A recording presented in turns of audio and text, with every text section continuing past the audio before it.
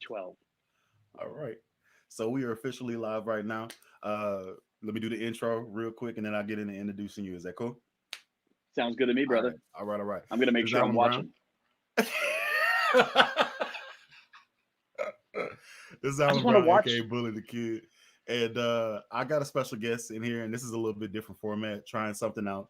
Found this website that allows me to talk and interact with another person. And I'm trying it out and it's pretty cool so far. So uh I am here with the Rumblinman. Um he is a very talented producer, musician.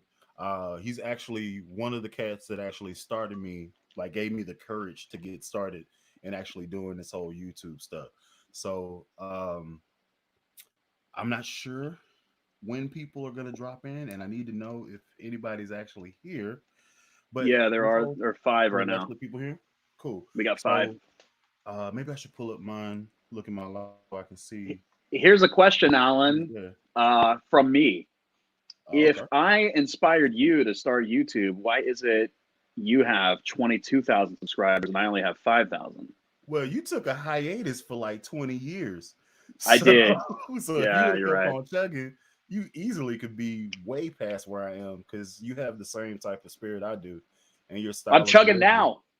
I'm Huh? chugging now. I'm Yeah, you chugging now, actually are. man. So when you came back, I think you were at like 3,000, and that was like 2 months ago, 3 months ago, or something like that. That was like 2 years ago that I came back. Okay.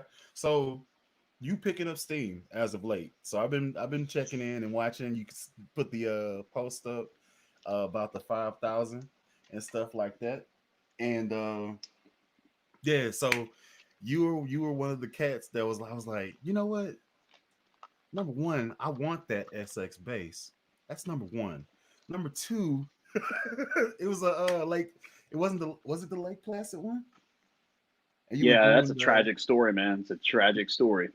so I was like, man, I want that bass because you know I have an affinity for blue. I need that.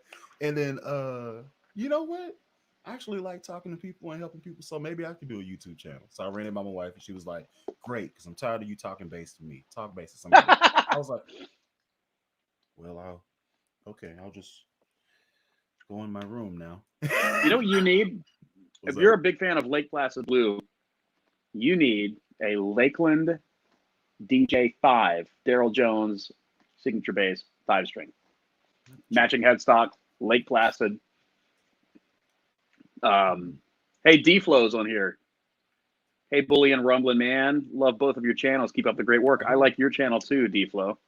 I can see that. Oh, cool. You brought up his comment. That's Yeah, cool. You did man. that. I got the yeah. This whole thing is pretty dope. So We're advanced. yeah, I guess so. This program. I'm just looking at it. And it's pretty cool. Other cats we got in here. Welcome to the base hang for everybody that's here. Been looking forward to this all day.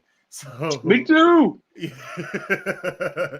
Got my man Eddie Stevens, the Elvis on the bass.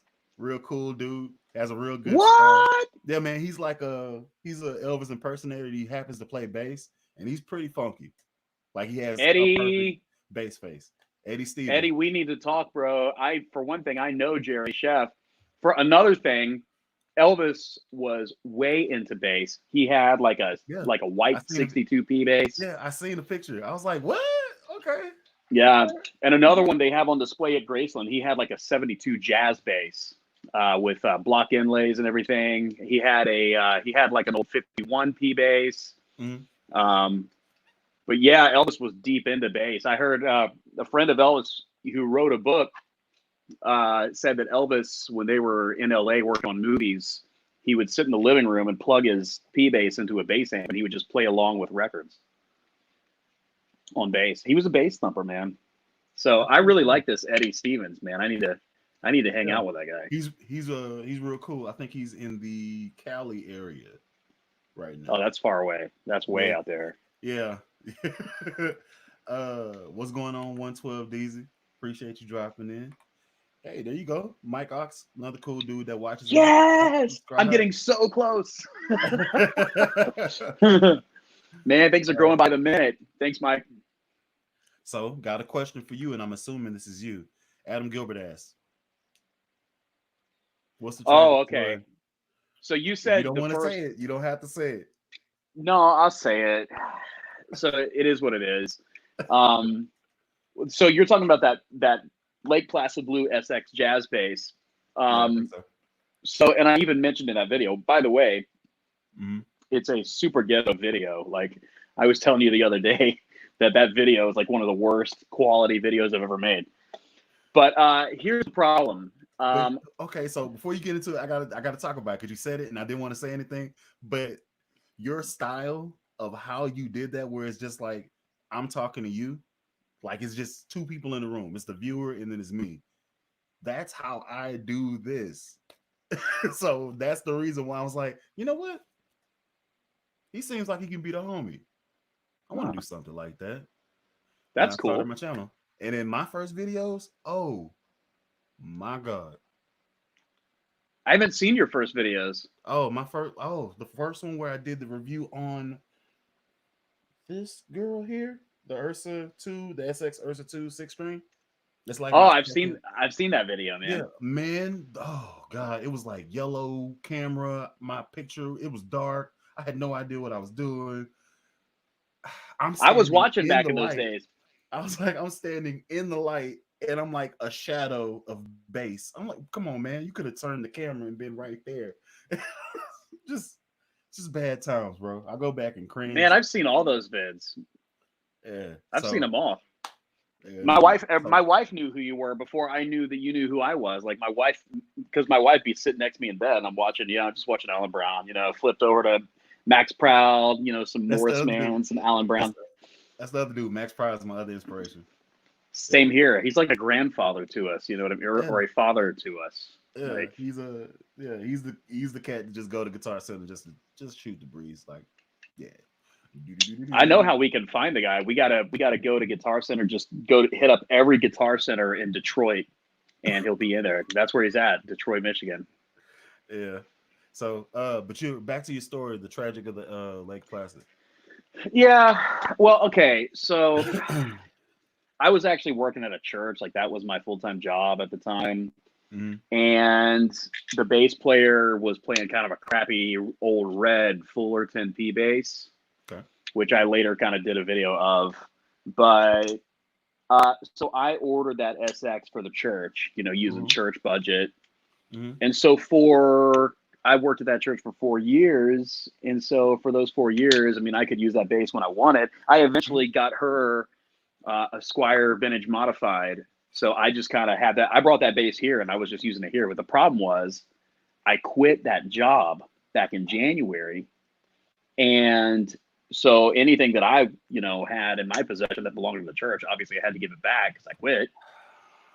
And that bass is sitting in a church office. No one's playing it. It's sitting in a church office with no strings. No one's playing it. No one cares. It's sitting there.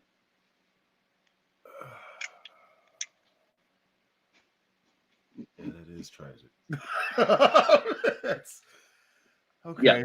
All right, that's I mean, I have friends who are still at that church, and I could probably say to one of them, if I wanted to try to buy it from them, I probably could. I mean, how much do you spend on a used SX bass with no man. strings? I mean, man. Thing is, when I quit, I It's took my just the strings off of it. oh You know, well, that's extremely petty, but I get it. a Uh, string uh, is a string. You know what I you mean? know A what? string is a You string. want to you want to do me wrong, and I'm in here praising God. No strings for you. I can dig it. I get so good. I'm not Oh sure. my gosh. I'm not sure I'd go that far, but that's Uh, cool. that is the tragic story Okay. of the blue SX bass. All So right. Oh, so just so you know, Eddie Stevens is from Los Angeles. Los Angeles, I was there in January. I Cool. love Los Angeles. He also says, let's have a moment of silence for that bass.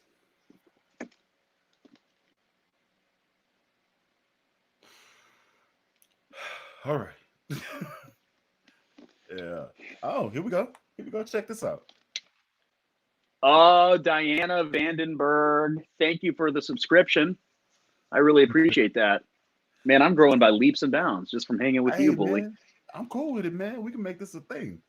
So we should. I totally think we should. So tell me this. Do you guys What's up? mod the Ursa 6-string? I did. What'd you put on it? I put a Ardare preamp in it, and I hot rodded the pickups, and I did that on the natural one, which is right there, and then I have Shamu, which is right here, and I originally had an Ardare preamp in it, and I bought another bass, and which is the green one, the army green one that's right here. Yeah, I love that bass. And so I gutted that one because that bass was passive. So I gutted the preamp out of Shamu, and then I basically swapped the plates and then put it back in. Basically. Oh man, come on now! I expect Sorry. so much.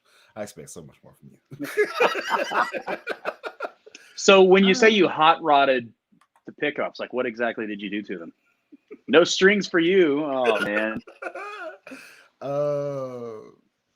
So hot rod, I did a video on it, and I did it with the Olympic white Squire, like it was a recent video, maybe like last month or so. So I'm not gonna say it.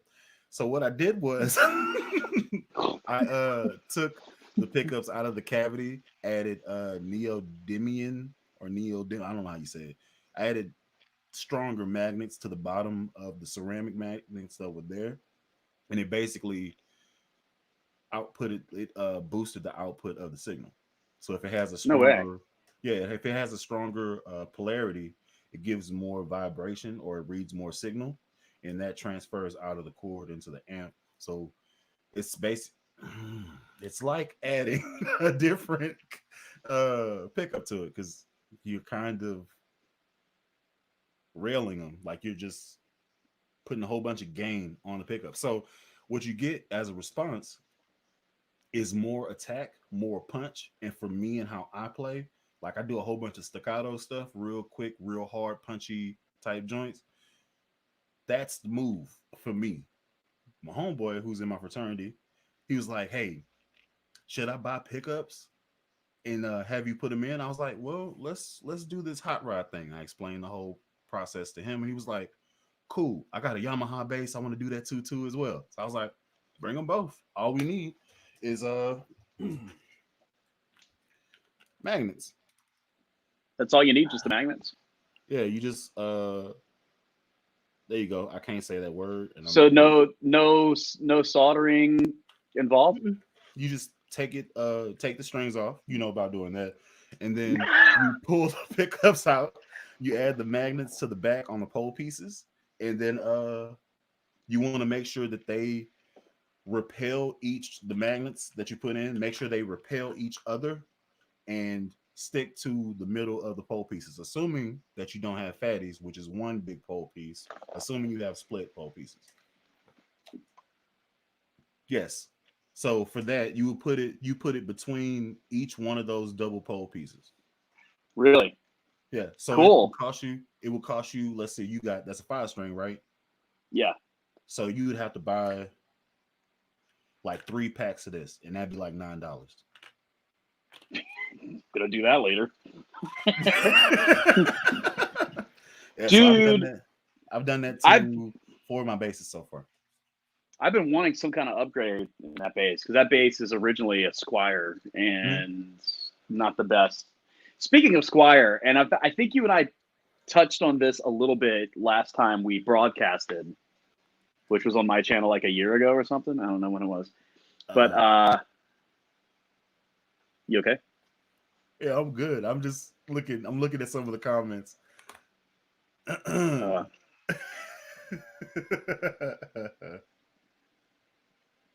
Yeah, man, they're on the screen.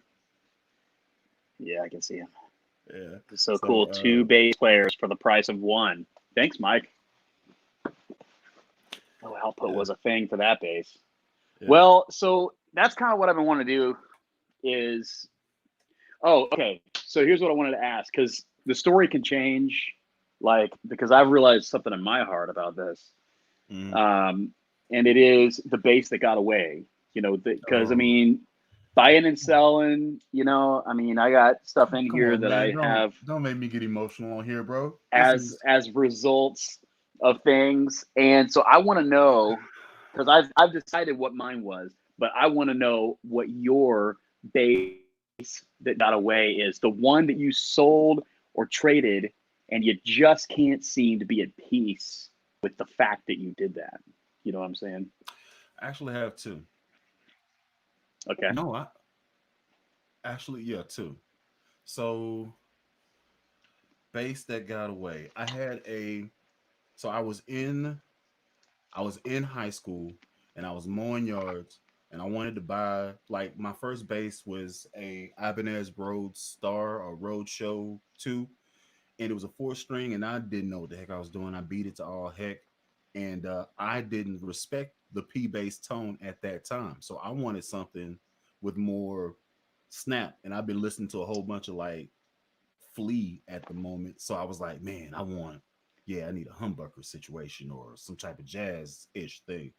So I worked all summer and I bought three things. I bought a Raiders hat, I bought a um, pair of blue Converse, and I bought this blue Ibanez BTB 5 string. Oh, you were glued to the core, man. To the core, man. I sit there. I sit there at church and I have a white shirt on, blue tie, Oh, uh, khakis, my Converse, and I'm sitting there. Now keep in mind, I got this fro. Like that's a thing for me. I had a fro. I had a luscious mane. I was just sitting there and I do this, and my hair would just be. Woof, woof, woof. no way. Absolutely. So I had it for like 8, 9 years, and you know how it gets when you have stuff for a long time. You kind of it loses mental value. Yeah. But that's one base that got away. Oddly enough, the second base that got away was an Ibanez SR 506 that I picked up from Guitar Center for it was used, but I picked it up for 330. And this is a base that retails new for 699, 700 or so. Wow, dude. You don't Wasn't come dinged across up. things like that. You don't. And I seen it and I was like, credit card. Yeah. Yeah, Yeah. man. So I bought it, and then I ended up doing the channel or watching your channel, and I bought this natural 6 string, right? So it was a 506 and it was a mahogany neck. I think mahogany neck. I know for sure it was a mahogany body, really, really thin Bartolini pickups, Bartolini preamp. You only put Elixir strings on it because I was broke and they last forever. So I'll pay one heavy piece and then keep them for a half a year. Uh, so I bought it and then I got this SX bass and I was loving this SX that I souped up so much. I'm not using it. Yeah. Whatever. And then like a year later, I was like, man, I just really want this hi-fi, tinny, punchy slap tone that I do not have in my arsenal. And I realized what it was. So that's my two Lenores. So, but the messed up thing is, I have a armory now, so I don't have a reason to go back and visit nostalgia other than the collector in me. Honestly, you've got a pretty elite collection. You still have your P7, right? Say it again. You still have your P7? Absolutely. She is That's one heck of a bass, man. is this one. Nice. Chantel. Chantel. So for me, so check this out. Uh-huh. I've owned and sold like some expensive Fenders, Okay. and What's expensive? Like talking 800. like I mean, I had like an American Standard. I mean, to me, that's expensive. I had a really cool like '50s reissue Road Warren P. And then I've had like some Yamahas, some Schecters, but the bass that I miss the most was Okay. a Squire Classic Vibe '60s P bass. Mm. Yeah, the CV, and that's kind of shocking. And I've had an Yeah, American Standard P bass too. Yeah, I think I've played one and I liked it better than the Fender, which is Yeah, really awkward. But because yeah, it's cheap, right? yeah, How they wound the pickups for that sound, I was like, I dig that. I yeah, know why I like it because that sound is my Ibanez Road show. yeah. It just happened Absolutely. to be like it was like a salmon color, like a powder pink with white pick guard, and it was just I seen it. Oh, It that looked was like a Fiesta Red. yeah, it looked like a Yeah. if I can paint the picture in your mind, if you could see it, like a you ever seen like a 50s place movie where you got the old man and he's got his legs crossed and he's sitting on the porch and he's playing an acoustic guitar, maybe a cigarette, but there's definitely iced tea or lemonade on the Oh stand. yeah, man. Absolutely. It was like that. He was just Absolutely. sitting there. Let me see what you're talking about, man. Credit card. I- yeah, God, dog. Yes, I played one before. I know what you're talking about. I mean, it Ah, delivers it. Those basses, the classic vibes. I can't really speak to the classic vibe guitars, but the classic vibe basses, they really just kind of nail that vintagey kind of vibe. And when I was in Seattle, I did some studio stuff, mhm, and I took a Fender American jazz bass with me, and I mhm. took a Music Man with me, and then I had that Squire, and I played the Squire the whole time. Like it just the kick it had to it was amazing. So I found this out, and we need to get to some of these questions because people are talking, and I love it. Um, Nice. that's cool. Um, I found out that in sessions, most sound engineers prefer the sound of a P bass rather than a jazz, and that was I really heard that too. weird because I Yeah. was a. And the crazy stuff is, it was all like, it was a Zydeco session. So Zydeco is like Creole music from like Louisiana and stuff like that.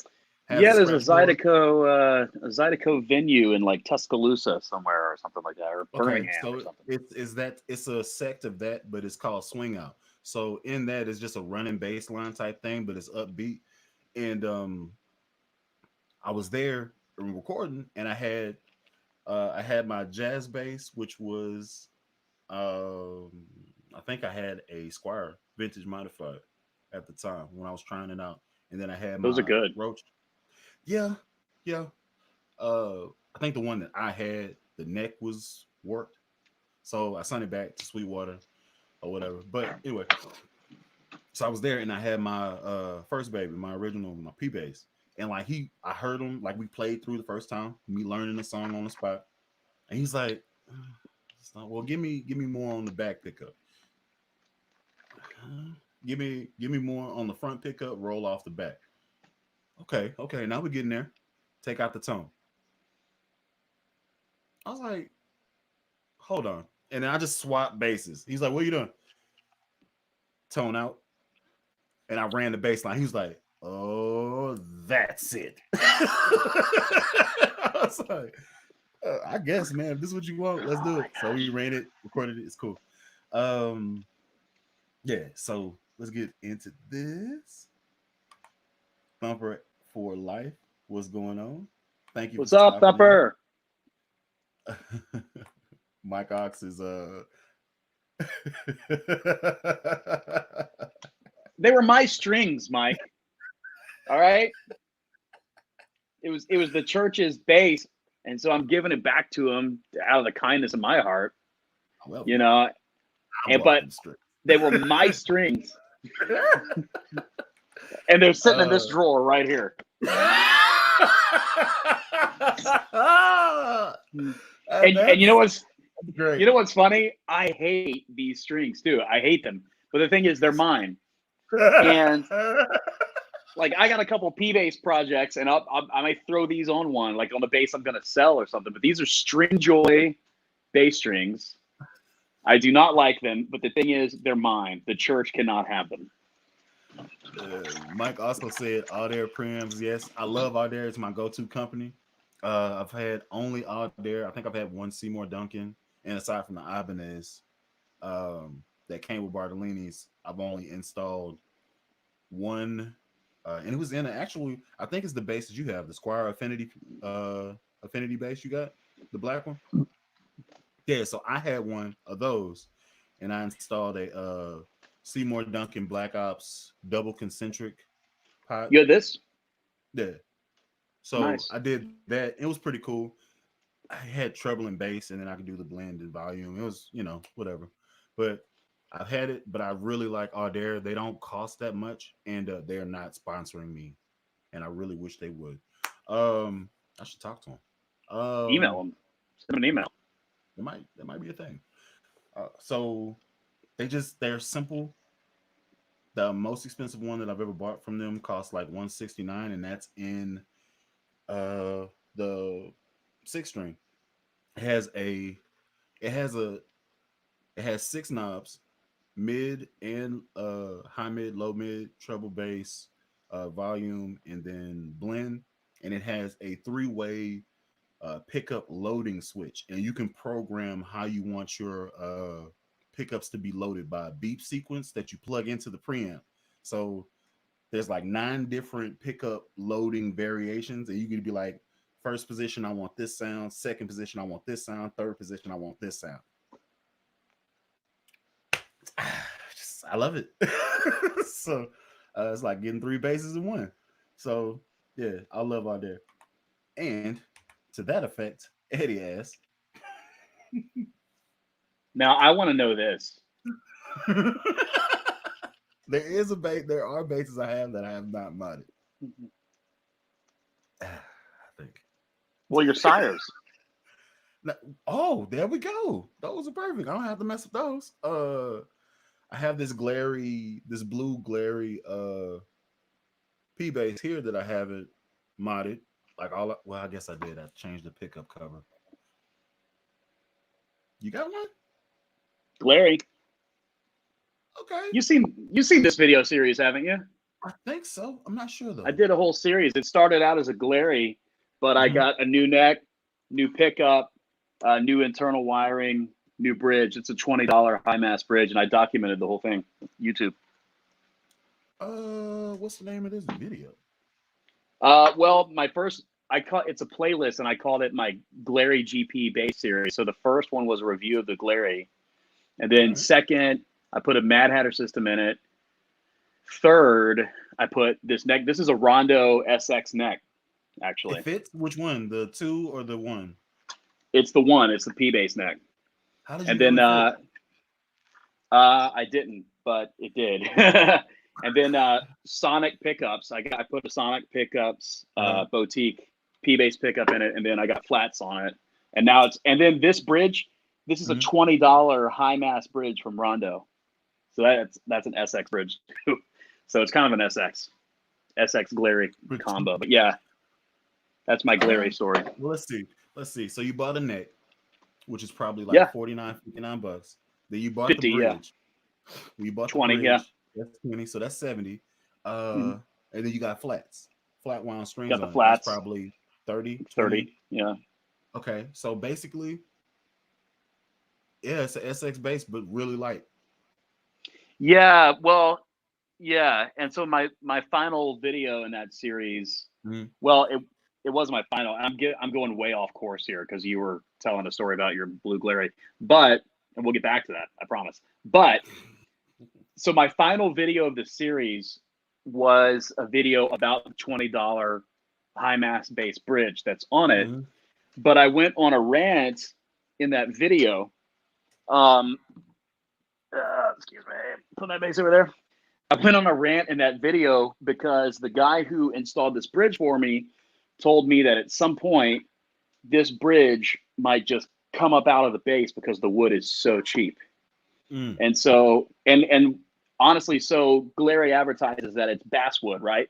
Well, if you look at it, you can see that not only is it basswood, it's laminate basswood. That's not a solid piece of basswood. So this is like the cheapest wood you can possibly get. So if there's ever an episode 7 of that video, that's the damage. It's gonna be it's gonna be replacing the body, and then there will be nothing Glary left but the tuners. And I have 2 other P-bass bodies in this room that I've got going on this project. I got this white P-bass body right here. I like that. What is that? It's a rescue. I bought this bass to refurbish it and then sell. And a guy had it sitting around. I got it for $40. It was black, and he had named it the Succubase, and it was all demonic looking, right? That's So funny. I got it, and Hold step on. one, I prayed for over the it. name. Just time out. He named it the Succubase. Like Yeah. Succubus, but okay. The Succubase. That's Yeah. I admire his humor. Go ahead. Right. So and it looked all evil. So step one, I prayed over it, right? Uh-huh. And I was like, done in Jesus' name.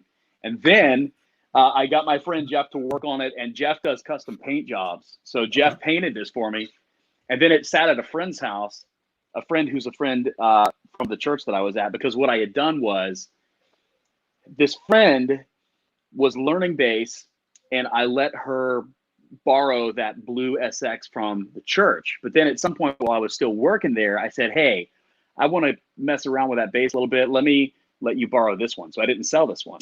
So I quit the church, leave the bass with no strings at the church. And then the other day I realized, wait a second, I own a white P bass that a friend has. So I asked my friend to give it to me. Let me get that back. Thank you. So I might use this body because it seems like a good body. I have no idea what it originally was. I have no idea what that pickup is. But then I also have a P-bass body that my friend Ed gave me.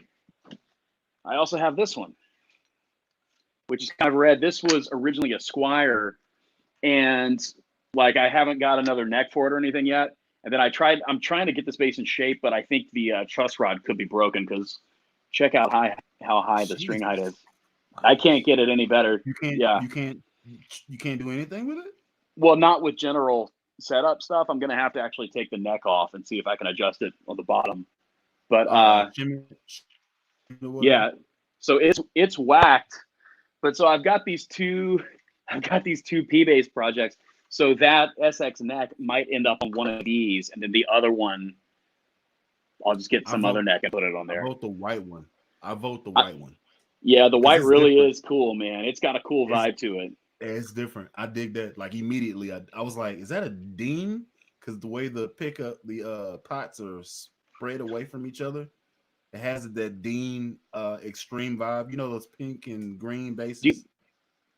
Well, it was black when I got it, but it could be a Dean. It would explain it because Dean's right here in Tampa, so it could be a Dean somebody had.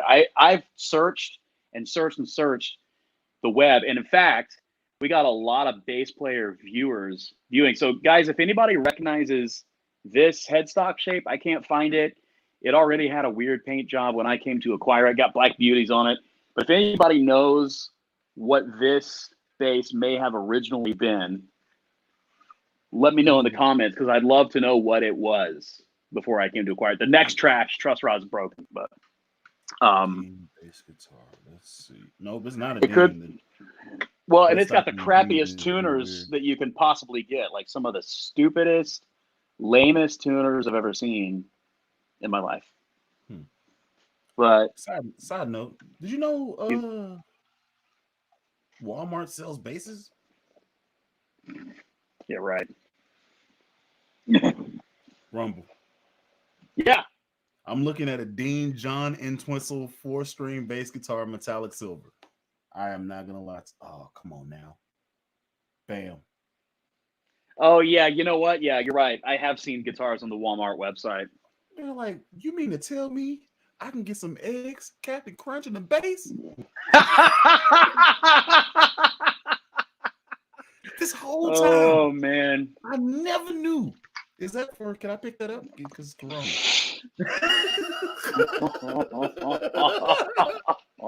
I got hopefully they $129 for you today. I hope they sterilize the basses. You know what I mean? I listen. My wife Lysols me when I walk inside the house. This bass don't even know what's coming. It's gonna have like. Check out this crappy bridge. One of the worst bridges I've ever seen. Gee. Yeah, I took that off that Squire. I've actually seen worse. Let's see. What? There's people talking. Let's so I gotta grab some batteries. All right, cool. So Eddie Stevens, there are basses that I don't mind. It's just very rare. that I do not miss the stuff.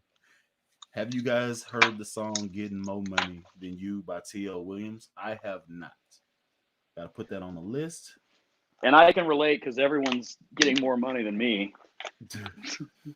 I'm unemployed. We should talk about unemployment. I've only got one AA battery. Jeez, tough times. Eddie Stevens says, I have a base that got away story with a happy ending. Let's hear it, Eddie. Go ahead and type that up, man. Hopefully, yeah. Vin Rock says, what's up, fellas? What's going on, Vin? What's up, Vin? Just for subscribe to Rumblinman, Adam. Thank you, Adam. Appreciate it, man. Thanks for the subscription, man. It's awesome. I really appreciate some people out there hitting up old Rumblinman. I'm kind of a dinosaur at this point. I guess, man. Deanna said, I guess. Bought a used late 70s, early 80s Rick in 1982 for $400 and sold it in 1986. Haven't missed the year I was born, but I've been right. Me too. But I've been missing it recently. Yeah, man. That's a tragedy. Alan, don't you and I have the same birthday, August of '86? What day were you born? 18. 18. So, okay. So I was born 5 days before you, bro. Oh man, you old man. I'm telling you. How I know. Are you surviving in these streets, man. Jesus. I'm not. I'm staying inside. Hey, Bully, what do you use for your base hang wall hanger for your base arsenal behind you? I went on Amazon and I got a guitar hanger system, and I think this one is put out by Diamond Life. I think it cost me like for the original 9 hangers that came with it, I think it cost me $149. And it's an all-inclusive system, comes with instructions. All you have to do is make sure you know where your studs are, mark them out, and then hang it up there, drill through it, and then you're good to go. And then all the extra, because you may see like there are some guitars that are farther out, which are these inside 9, and then there's hangers on the ends that are farther back. That's because the hangers that I have on the ends are from Amazon, and I paid, I think, $10 for 5. So I have 19 hangers. So by proxy, I have 19 bases on the walls. And I think I have. Wait, do I have 19 bases on the walls? No way. I have a guitar. So that's taking one spot. So I think I have 20 bases in all. Me too. Yeah. That's the weird thing about my channel, guys. So just to warn those who are gonna check old Rumblinman out, it's a guitar and bass channel. But hey, but you know what? The thing is, here's what I know from being a bass player and a guitar player. I know this. Mm-hmm. Guitar players are totally into checking out bass stuff. And bass players aren't really into checking out guitar stuff, but bass players don't mind listening to some guitar stuff, checking out a Strat or a Tele, whatever. All right? Yeah. We bassists and guitarists and ambidextrous men, we need to come together and say... That'll never happen, dude. I made a post. You're right. I made a post of the it was dogs, and it's just a post on YouTube that I did, and it was like the different so you had the lead singer, and then you had the guitarist, and then you had the bass player, you had the drummer. So the I can't remember the breeds of dogs, but basically it was like a pit bull as the lead singer. It was like a poodle with long hair for the guitarist. It was like a terrier, smiling, stupid big with big teeth. Like the picture was just like teeth. Like smiling, stupid big. That's awesome. As the drummer. And then as the bass player, it was like a boxer. But they had like shades on them. They had like a Hawaiian shirt. And then he had like a fedora cocked to the side. And he was sitting there like this. Oh, nice, man. I was like,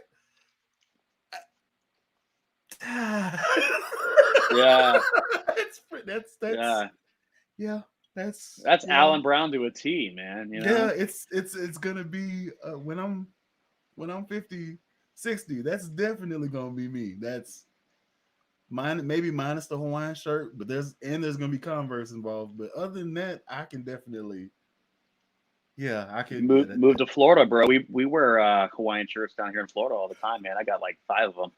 bro. I'm I went to not even Florida. joking. I had this is so I'm married and went on a honeymoon in Orlando, and we were at a resort. Disney. Great place. Yeah, sweet, man, sweet. I was a kid. It was phenomenal. I was drunk all the time. Pirates of the Caribbean. It came out. I kept asking people, "Why is all the rum gone?" I can't. just randomly in the liquor store, walking around. Oh man. So there's a thing in Florida, and it's a necessary thing if you have to just like chill outside.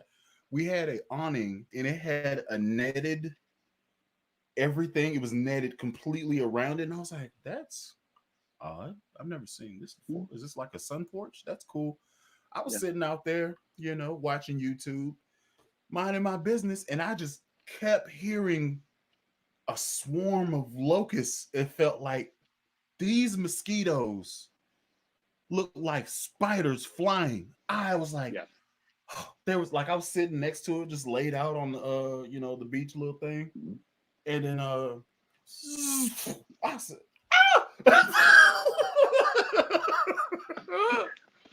Ran inside, baby. These vampire mosquitoes. I can't do this. Anyway, so that's I saw a parrot in my backyard today. I was back there with one of my grandkids, and in the yard next door, it was a Quaker parrot landed on a tree. It goes, "Quack, quack," and I have a pet parrot. So I was like, "Hey, buddy, come on over. Come on. I like you guys. Come on, buddy. Come on. But no, it didn't come over to me because it's a wild one. Yeah, you just got parrots in the wild. It's the same. Quaker parrots, yeah, but that's like the only kind of parrot I think we have. I don't really know. I'm on the Gulf Coast. Anybody else in Florida? Come hang out. I'll give you my address. Don't be crazy. Coronavirus. Don't be crazy. Boaz says, "What's going on?" Boaz, what's up, man? Yes, indeed. You guys are hilarious. Oh snap, man. Oh, I thought that was hilarious. He said he was talking about when I kept my bass strings and, and gave the church the bass. What would Jesus do? He probably would have given the church the bass strings. You ain't Jesus. I want to be Christ like. I can't measure up. I can't measure up. Hey, have you seen this TV show called The Chosen?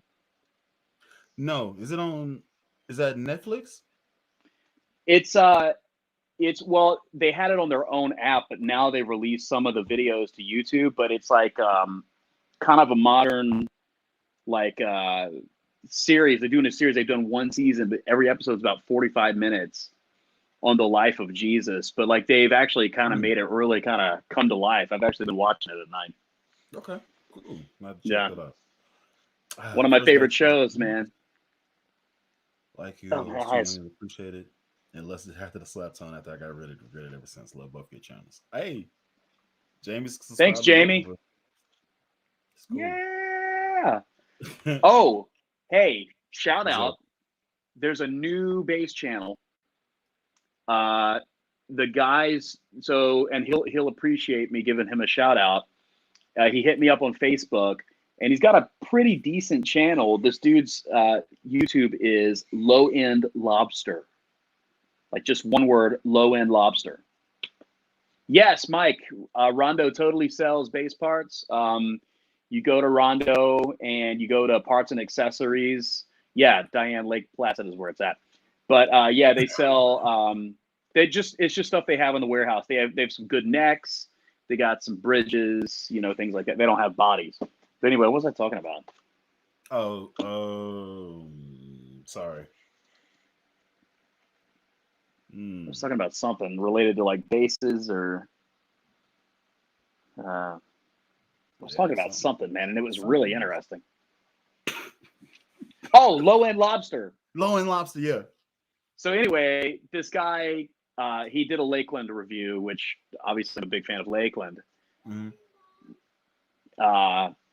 But yeah, he's just starting out. He's only got a couple hundred subscribers, but he's really funny. And he has his hand is a lobster hand the whole time he's talking about basses. But he's really funny. It's you just have to see it kind of. I think he's German or Jewish or something. I don't know. I mean, hold on. this is too many elements. Okay, so yeah, his hand is a lobster his hand. hand is a lobster hand. Is it the strumming hand?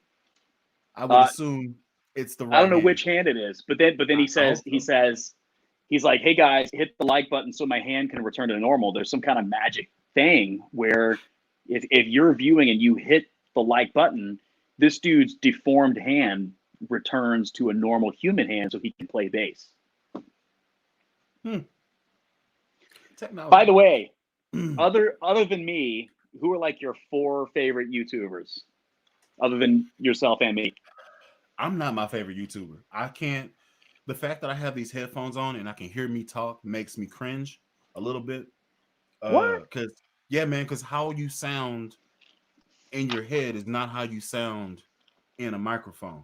It's kind of like people that listen to themselves sing. I don't like my singing voice, but other people say I sing well.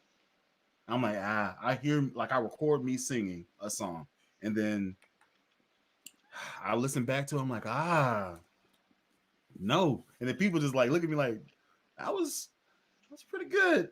I'm like, you people are dumb. So yeah, that's the thing. Thank you, Martin Rios. Appreciate it. All you need is an arrow for that bow. I'm assuming they're talking about that red bass. Yeah, dude. Yeah, I'll work on that later. You know, charging my electric screwdriver. But yeah, no. Who's your favorites? Who are your favorite channels? Your favorite YouTubers? Like music YouTubers, obviously, not like YouTubers. Lifestyle. Okay. Yeah. Thanks, music Martin. YouTubers.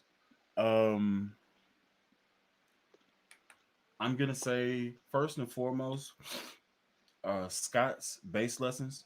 Like I watch him and just try to figure out what his fingers are doing. He's a ridiculous bass player. That's one. 2 is Nice. Marlo DK. Oh yeah, man. He's so funky and he's almost. I know he's probably not pompous because he's a bass player, but the way he's playing and the way he looks while he's doing it, it's just like, haha, I know you digging this. It's cool. Yeah. I've watched a ton of his lessons. Yeah, like he'll play fast and he's like, mm-hmm. And he's like, yep. But did you catch that? Let me slow it down for you. Yeah. He's like British or something. He's like from another land. He's got to be dope because he's sponsored by Sandberg. Oh, bro. Come on, man. All right, so that's 2. Spoiled. He has his own signature bass.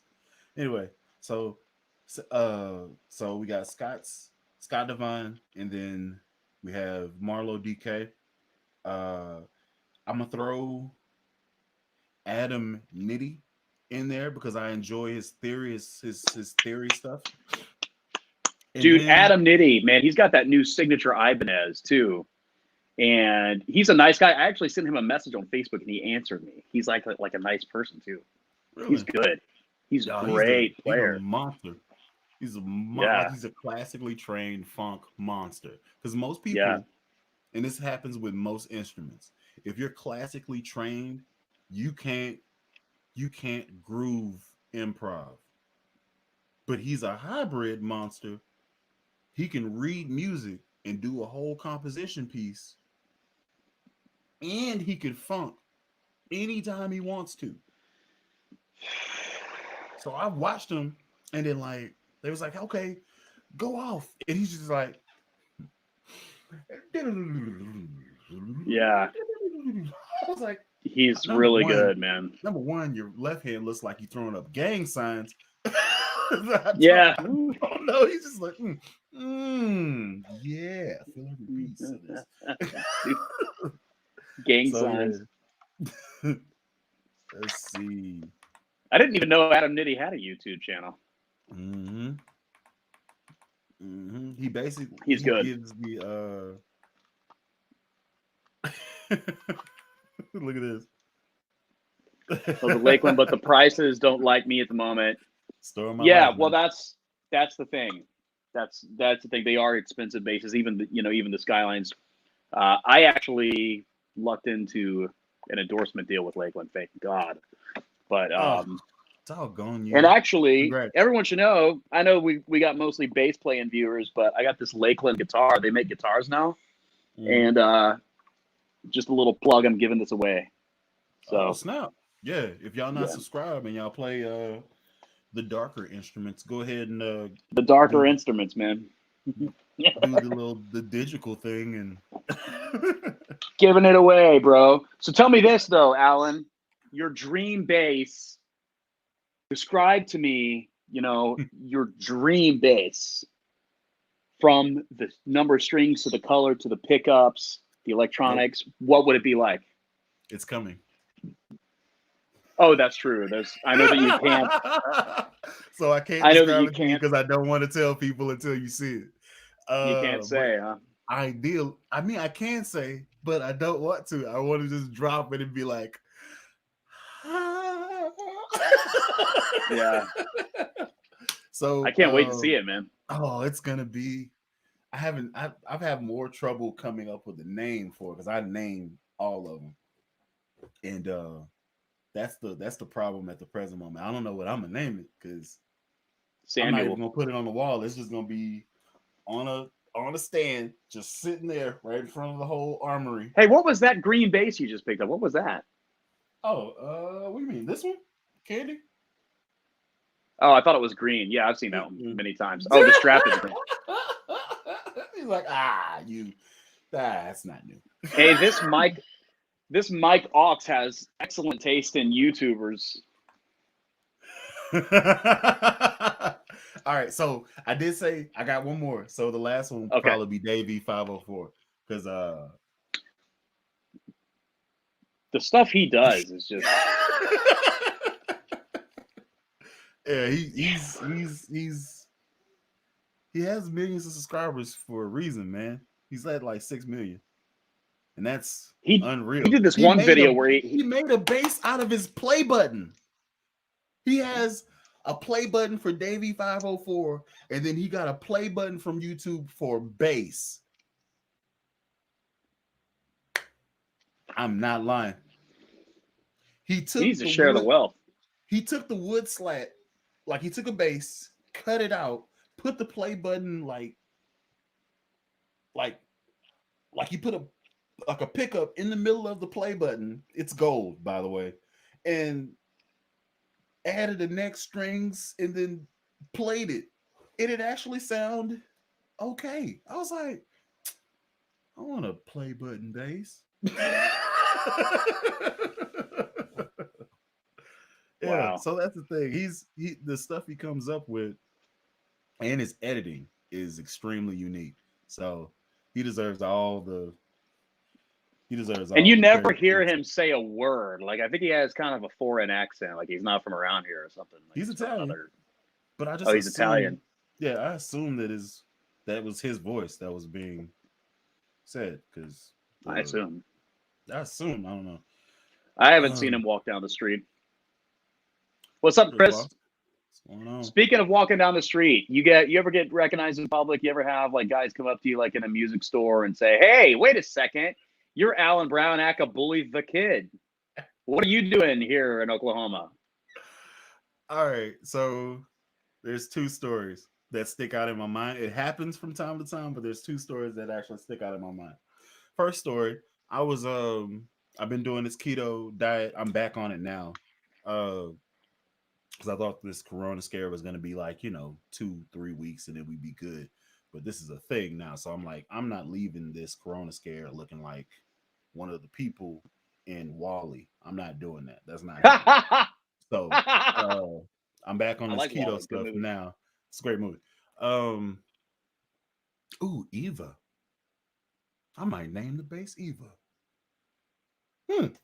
Uh In honor of this broadcast, in honor of this base chat, anyway, so I was in Walmart and I was reading name it Rumblinman.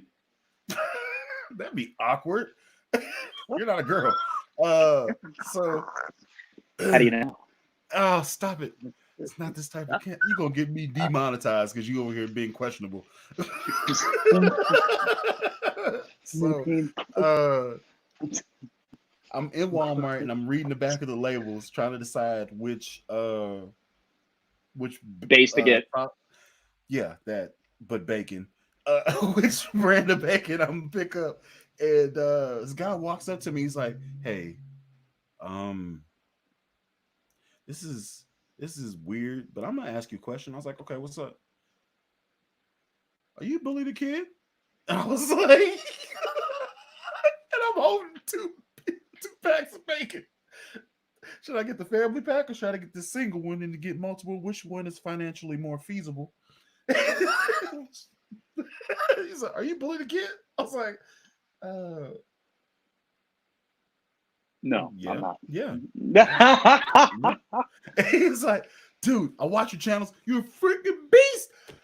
Meredith, come here. This is Bully. I seen him. It's him. I was like, hey, man. Hey, Meredith. That's the first story. Now, I'm not a professional musician. I do this because I love it. I do this as a passion. You're right? amazing. Well, thank you. I appreciate that, but this is not where I make my money at. I'm actually an engineer. So I'm at work and I'm doing an email for a meeting that I got to set up to do with project managers and stuff like that. And typing, minding my business, sips keto drink. Yeah.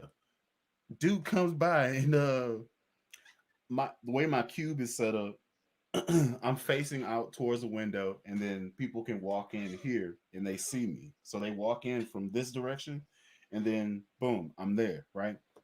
So a guy walks by. I heard him because it's quiet. I hear him walking, and I hear him stop, and then it gets silent, and then there's two steps, like he's sidestepping in to look, and then two more steps. And he looks, and then he's sidestepping in, and then he walks in, and I turn around. But I'm gonna turn to y'all so you can see what I did. Yeah, that's pretty good. Typing. Text drink. Typing. Excuse me. Yes. I can help you. Are you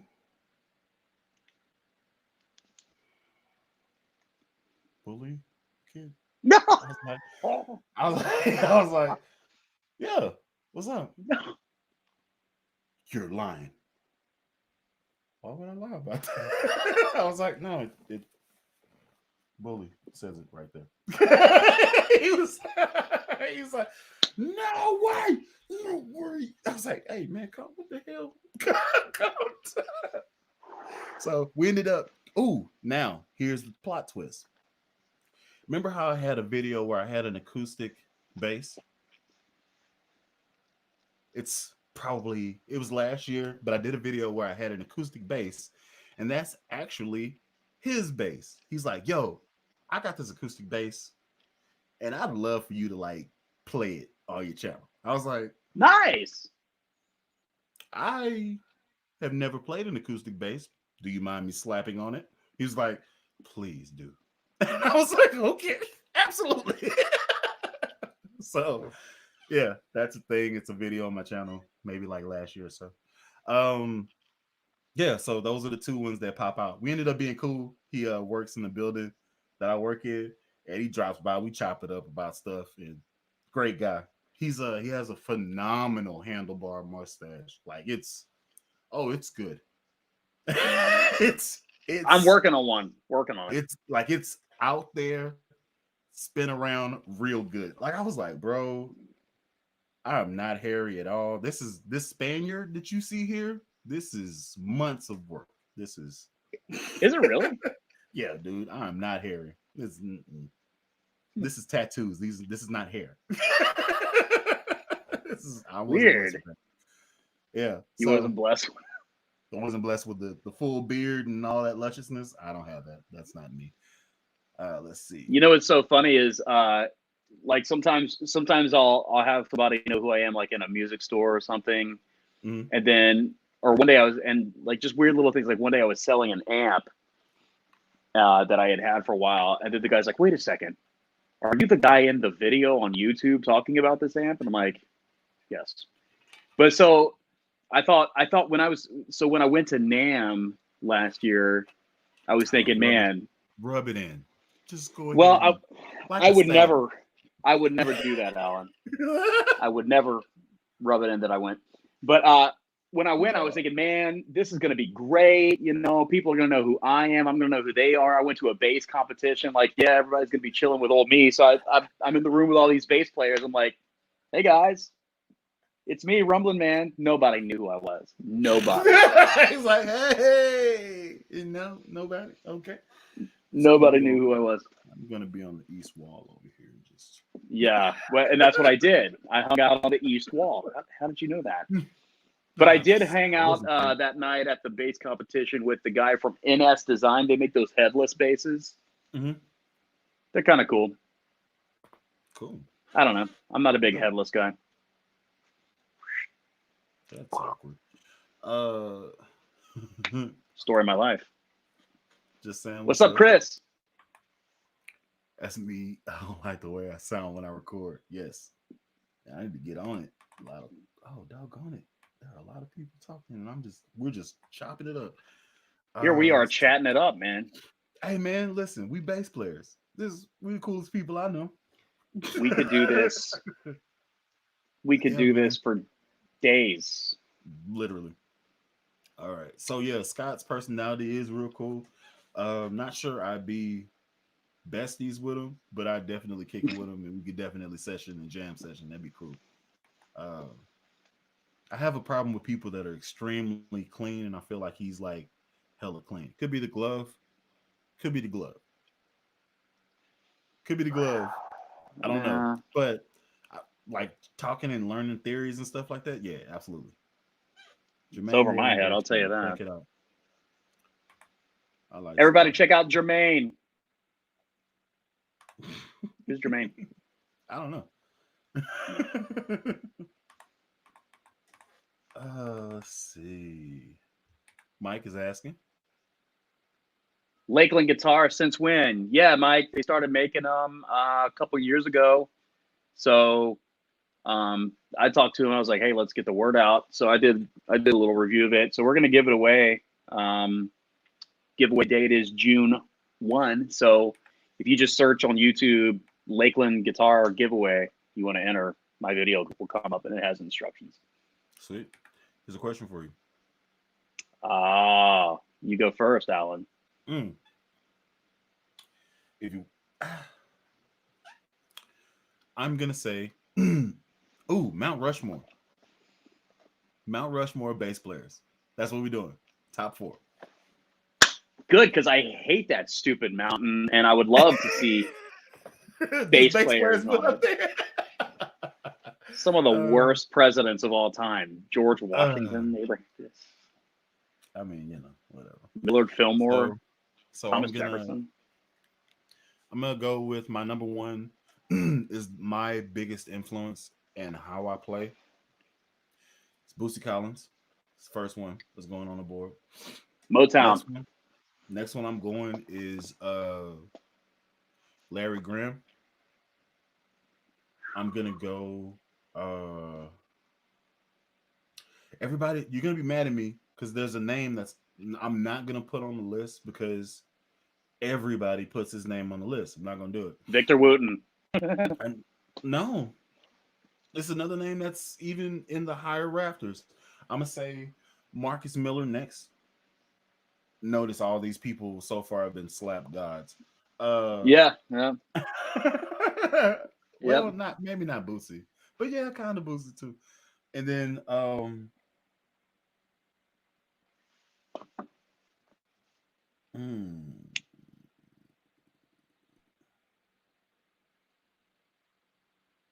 if I had to listen to music, this is the last slot.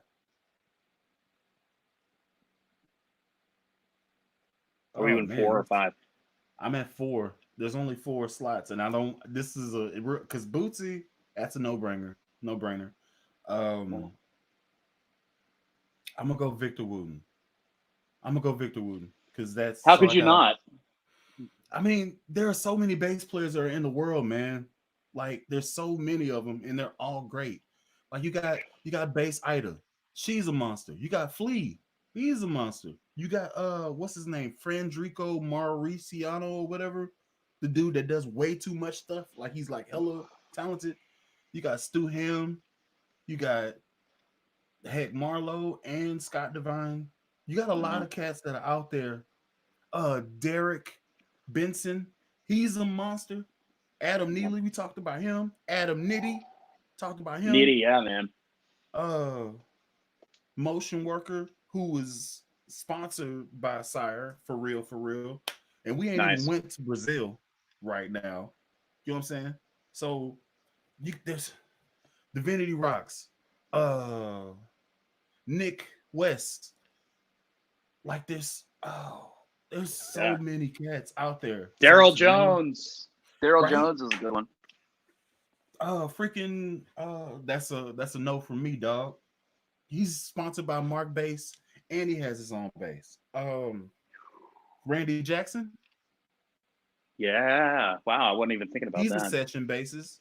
Hmm. He's known for American Idol, but Yeah. he's known for being funky in different circles too. So that's all right. So we got Bootsy Collins, we got um Victor Wooten, Marcus Miller, and Larry Graham. Bam. Man, That's my that's a winning list right there. I don't it's hard, man. It's hard. That was Yeah. painful. I was like, I can't I, even. Oh my gosh. All right. yeah. So I think you should do the mine's. dark side. I think you should do the dark side. Do the What do you dark mean by side. the dark side? Like bass Uh players who suck? no. Your Mount Rushmore of guitar players. Oh, okay. Well, my favorite guitar player of all time is Matt Scannell, Vertical Horizon. He's just my biggest influence on guitar. Okay. Um, I got to go with Steve Cropper just because of the great old school, guitar riffs that he wrote with the Memphis Stack stuff back in the day. Jesse Valenzuela from the band Gin Blossoms. I really like his playing style. Okay. Guitar, guitar, guitar, guitar, guitar, guitar, guitar, guitar, guitar, guitar, This guitar. is interesting. You're not saying any of the big three. Yeah, honestly, I'm not as into guitar as I am into bass. That's the problem. That's what the heck I'm talking about. Scratch that whole situation. Let's go to Okay. bass. All right. Those are my three. Yes. I made Honestly, you say it Matt on my Scannell, channel, Jesse and it's Valenzuela. documented. It is Yeah. documented on my Hey, channel.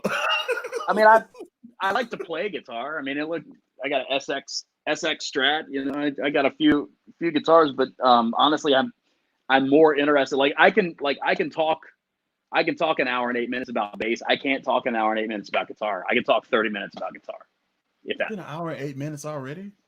It has. It Crap. has. And All counting. right. Yes. All right. So, bass for me. So, mine are a little weirder and obscure. Okay. Number one, I'm probably going to go with Sean Hurley. And Is this like my most favorite to my least favorite, but the top four? Or are we just saying in no particular order?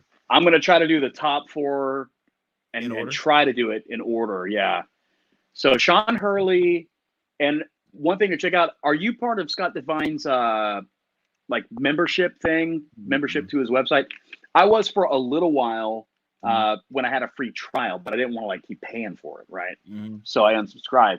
But Sean Hurley, for one thing, he was John Mayer's bassist. He's a big time session bassist in LA, plays tons of sessions, mostly plays P basses, has a very cool signature Fender P bass with a built-in mute and stuff. He was in Vertical Horizon back in the day, but he's just a hardcore session player and a great P bass guy, flats, rounds. And I just love the different runs that he does. I just think it's real creative. So he's probably number one. Number two is somebody probably ain't nobody here heard of, but my friend John Howard. who is a Lakeland guy, Lakeland artist, and he is in a band called Six Wire, a touring band called Six Wire, and he plays Lakelands, and he's just got some crazy slap skills and finger style skills. He's got like 8 Lakelands, some old vintage Fenders. I really like his playing. And then another one would be Pino Palladino. Just the old school P bass thump stuff and Music Man. You know, he played Music Man basses a lot. Bobby Vega, same type of deal, man. Yeah, go ahead. Yeah. And there's a video on YouTube actually that you can check out where you can look at Pino Palladino when he's on stage with like the John Mayer trio. And you could just hear like just his bass turned up, and just the stuff he does is legit. And then also number 4 for me, I'm probably going to roll with Jason Sheff, who is Jerry Sheff, Elvis's bassist's son. Jason Sheff played bass in the band Chicago, and he was a big influence on me because he sings and plays bass at the same time. And while singing, he does all this crazy stuff. I can't do it. So that would be the top 4. I can sing and play the drums, but me singing and playing the bass, I'll end up singing the notes that I'm playing. Yeah. It's happened. I want to try. We haven't mentioned James Jamerson though. I mean, we haven't even. True. Honestly, he would have to be one of my favorites of all time. We'd have to do a top 10. It'd have to be a top 10. There's no Mount Rushmore. It's got to be a top 20. Top 100. Top 100. I slipped myself around 101. Yeah, I'm gonna go with number 6, Alan Brown, Akabuli number 6 mention. Honorable mention. The least honorable mention. No, you're a very honorable guy, Alan. I appreciate that. Don't shortchange yourself. Somebody asked though about metal bass players. Jose Delgado. Okay. Humor can be on TV. Yep. Let's see. Also like Johnny Long, shout out Kaka. I'm actually subscribed to him and he's subscribed to me. He's a very interesting cat. I said on one of my bass hangs that he actually got to meet the guy that designs boom bass cabinets. I think his name is Drew Williams or whatever. Like he actually got to meet the maker of a bass cab company. He came to the Hobo Depot, which is his man cave, and he was trying out a 112 and he was trying out a 1012. He ended up buying them and stuff. And I was like, man, I got this cabinet. I wish I could meet this dude, but he came to your stuff. That sucks. I'm jealous. They need to hook some brothers up and give us some, but this is what's some crazy. Help here. This is what's crazy. So this cabinet, I'll never have to buy another bass cabinet. Period. It's a 1015, and it's a 10 that faces out at an angle so that everybody on, like, it's 10 faced out on an angle, and then a 15 that fires down. Crazy thing about boom bass cabinets is there's the vents that go out the front like normal, but they also have vents that disperse out the sides. So sound resonance goes everywhere. 180 on the stage. So it sounds louder, and most of the time bass players are right next to the drummer. So sound is getting to him too, as well as being forced out forward. I'll never need one. The only reason why I got this Fender cabinet over here is because of amp modeling and stuff like that. Like, I love it. So this is my bass rig. Like, if I had to play a stadium, this is the rig I'm gonna take. I'm gonna take this Fender cab. Man. I'm gonna take this Fender cab. I'm gonna take this boom bass cabinets. I'm gonna run them there. That's 800 watts. Would you send like 2 signals, like a direct signal and an amp signal, or would you just go one signal? I'd give a raw signal to the house, because if I'm playing the stadium, I give the raw signal to the house, but you can do whatever you want to do with it out there. I don't want to be distracted. I want to have the sound I want coming out of my bass cab if I'm going to be standing in front of it. So I send raw out, and then I'd have my mix coming down right here. So that's what I would do. I feel you. Yep, Indeed. I totally agree. Yeah, you can't.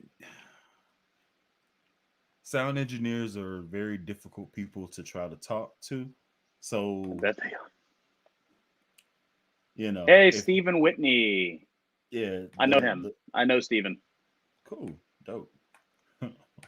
Shot a cocker. That's his Titapaka. thing, man. Let's see. Tony Douglas Jet fretless. Here's a question for you. You ever dabble in the fretless world? Uh, I never have. I've never. I think I like pick one up, and nothing against it. It's just if I'm going to spend money on a bass, it's like I want something I'm going to use a lot, and I think fretless. I don't know how often I would use a fretless, but I should take the frets out of one of these project basses. How hard can it be?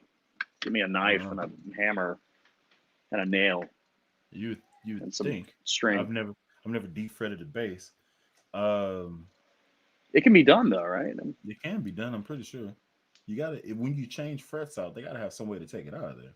So, um, I actually had I actually have a video that I'm probably gonna record tomorrow night where I take a bass and mm, fretless videos in the future. That's all I'm gonna Do you say. record at night mostly or during the day?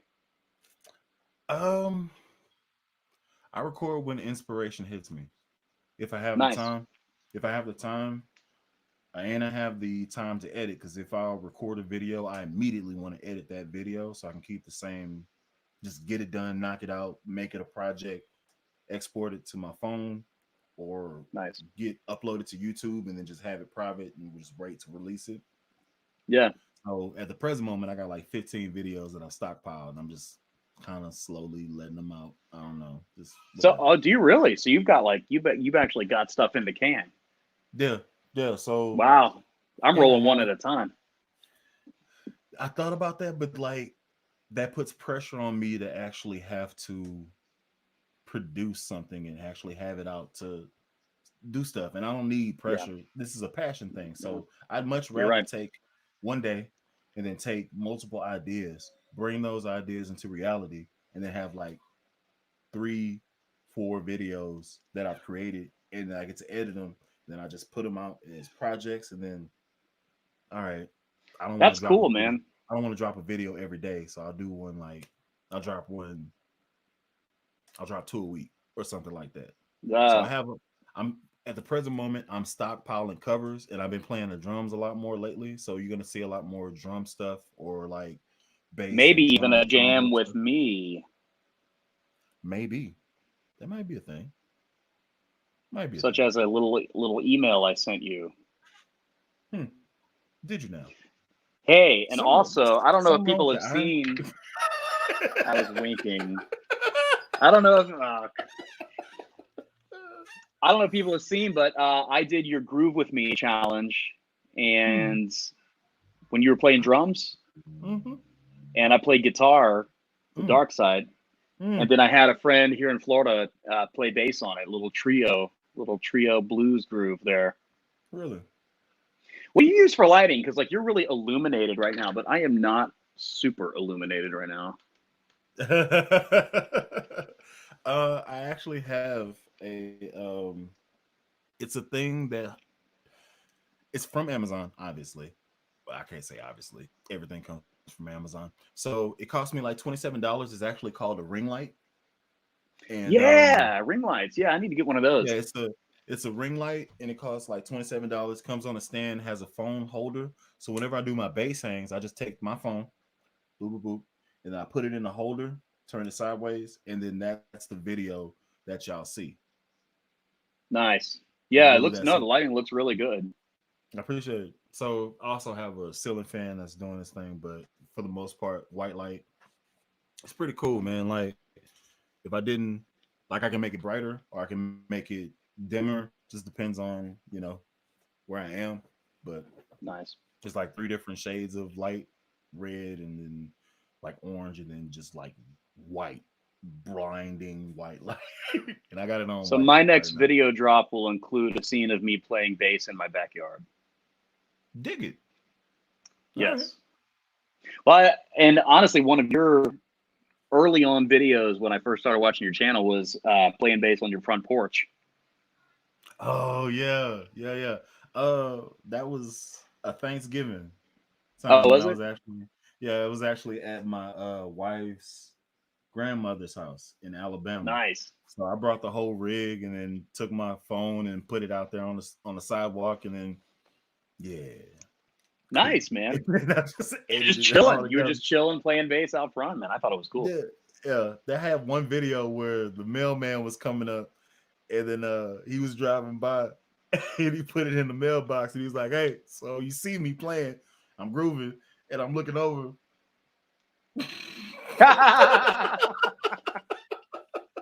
Nice. Yeah. So the actual raw audio, because all I put up was the DI that was going to the Focusrite. That's all I put up. So I synced Nice. it and then cut the raw audio, which coming from the phone. So you can hear in the raw audio, it's just like air and dogs barking, cars passing, and then he pulls up. He's like, "Hey, now." So Hey, now. it's funny, man. Yeah, That's awesome. it's pretty funny. So yeah. That's what I'm talking about. Here we go.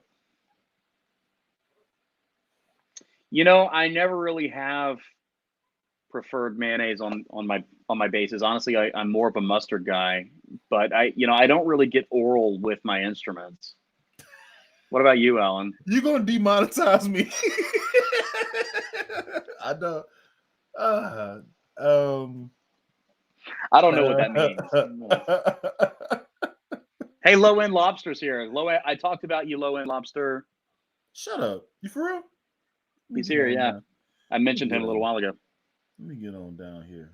I said something about you. I told people that your channel's cool. Oh man, cool, dope. Oh, he really does have a clap crawl. Hold on, is that his left hand though? How does that Yeah, work? I'm telling you, the guy's got a deformed hand, and it's he's like a mutant or something.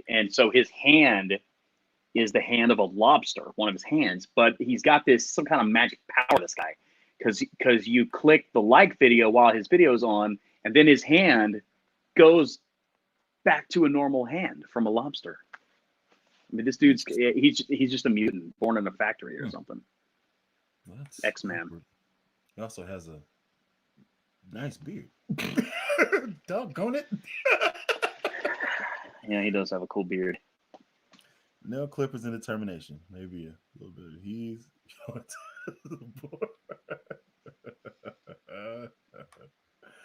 oh man, love this man, love it. Oh, he said he defretted the bass in college. OLP. The That's an things we interesting do in tone. college. That's an interesting tone because OLP, that's a Music Man type bass, right? Yeah, it is a like a stingray style thing. So, um, so you have a really bitey slur sound. It's weird. The idea is interesting. I'd be interested in it. Let's see. Uh, Does that involve hey, mayonnaise? check this out. No, it's not about mayonnaise. Leave mayonnaise alone. It's keto friendly. I digress. I'm a musician, but I always want to play bass. Bully, you inspired me to go ahead and start playing. Thank you, man. That's what I'm talking about. Don't make me cry up in here, man. That's why we do this. See, that morning is cool. I like. Okay, I dig it. I'll Evidently, check out somebody Jermaine. needs more cowbell. That's a thing. Okay. Yeah, I think that's like a joke from I mean, some it is. movie or something. Hey, you said you got some flats on the way, don't you? Yes, I do. Yes, I do. I have it on a fretless bass, but I also did a video that's gonna be dropping tomorrow where I put it on a Donner bass, and that's a fretted bass, just to see what it sounds like and if I like it. So y'all check that out. Y'all check that out tomorrow morning. I'm gonna go ahead and let that go. I can't wait to Oh see it. man, dude, I'm gonna say this and then I'm gonna feel real bad. You ready? Yeah. I'm gonna put this up. Look at this.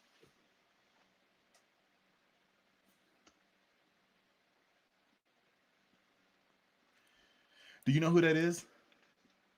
That's the gospel guy, right? Yes, he's a gospel Yeah. monster.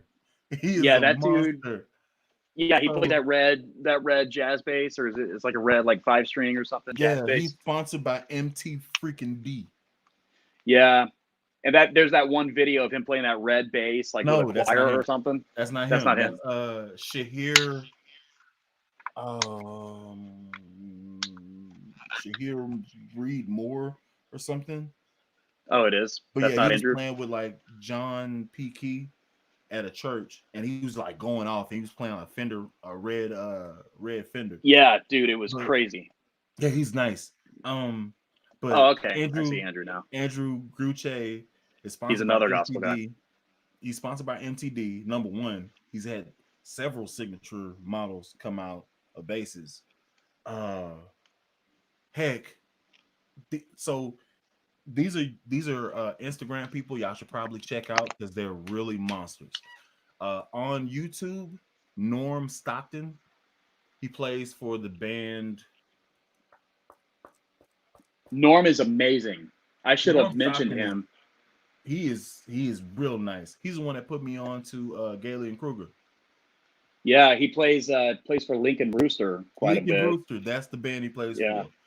for. Also has a solo album called dang it. I'm actually Why is it Facebook friends with escaping me? Norm. Yeah. And he plays those Tobias. I think Tobias is it the Tobias basses he plays. He's got like a signature one. Oh, that's MTD as well. His bass is called the Saratoga. I know that. I looked at it. I French want it. It has he has a pickup ramp and it has ramp. Yeah, like sushi on it. That's the blue he and green loves one. sushi. That Norm Yeah. Stockton, Well, he looks, he looks like he Japanese. could be, yeah, he looks like he could be Yeah, from the Orient or whatever.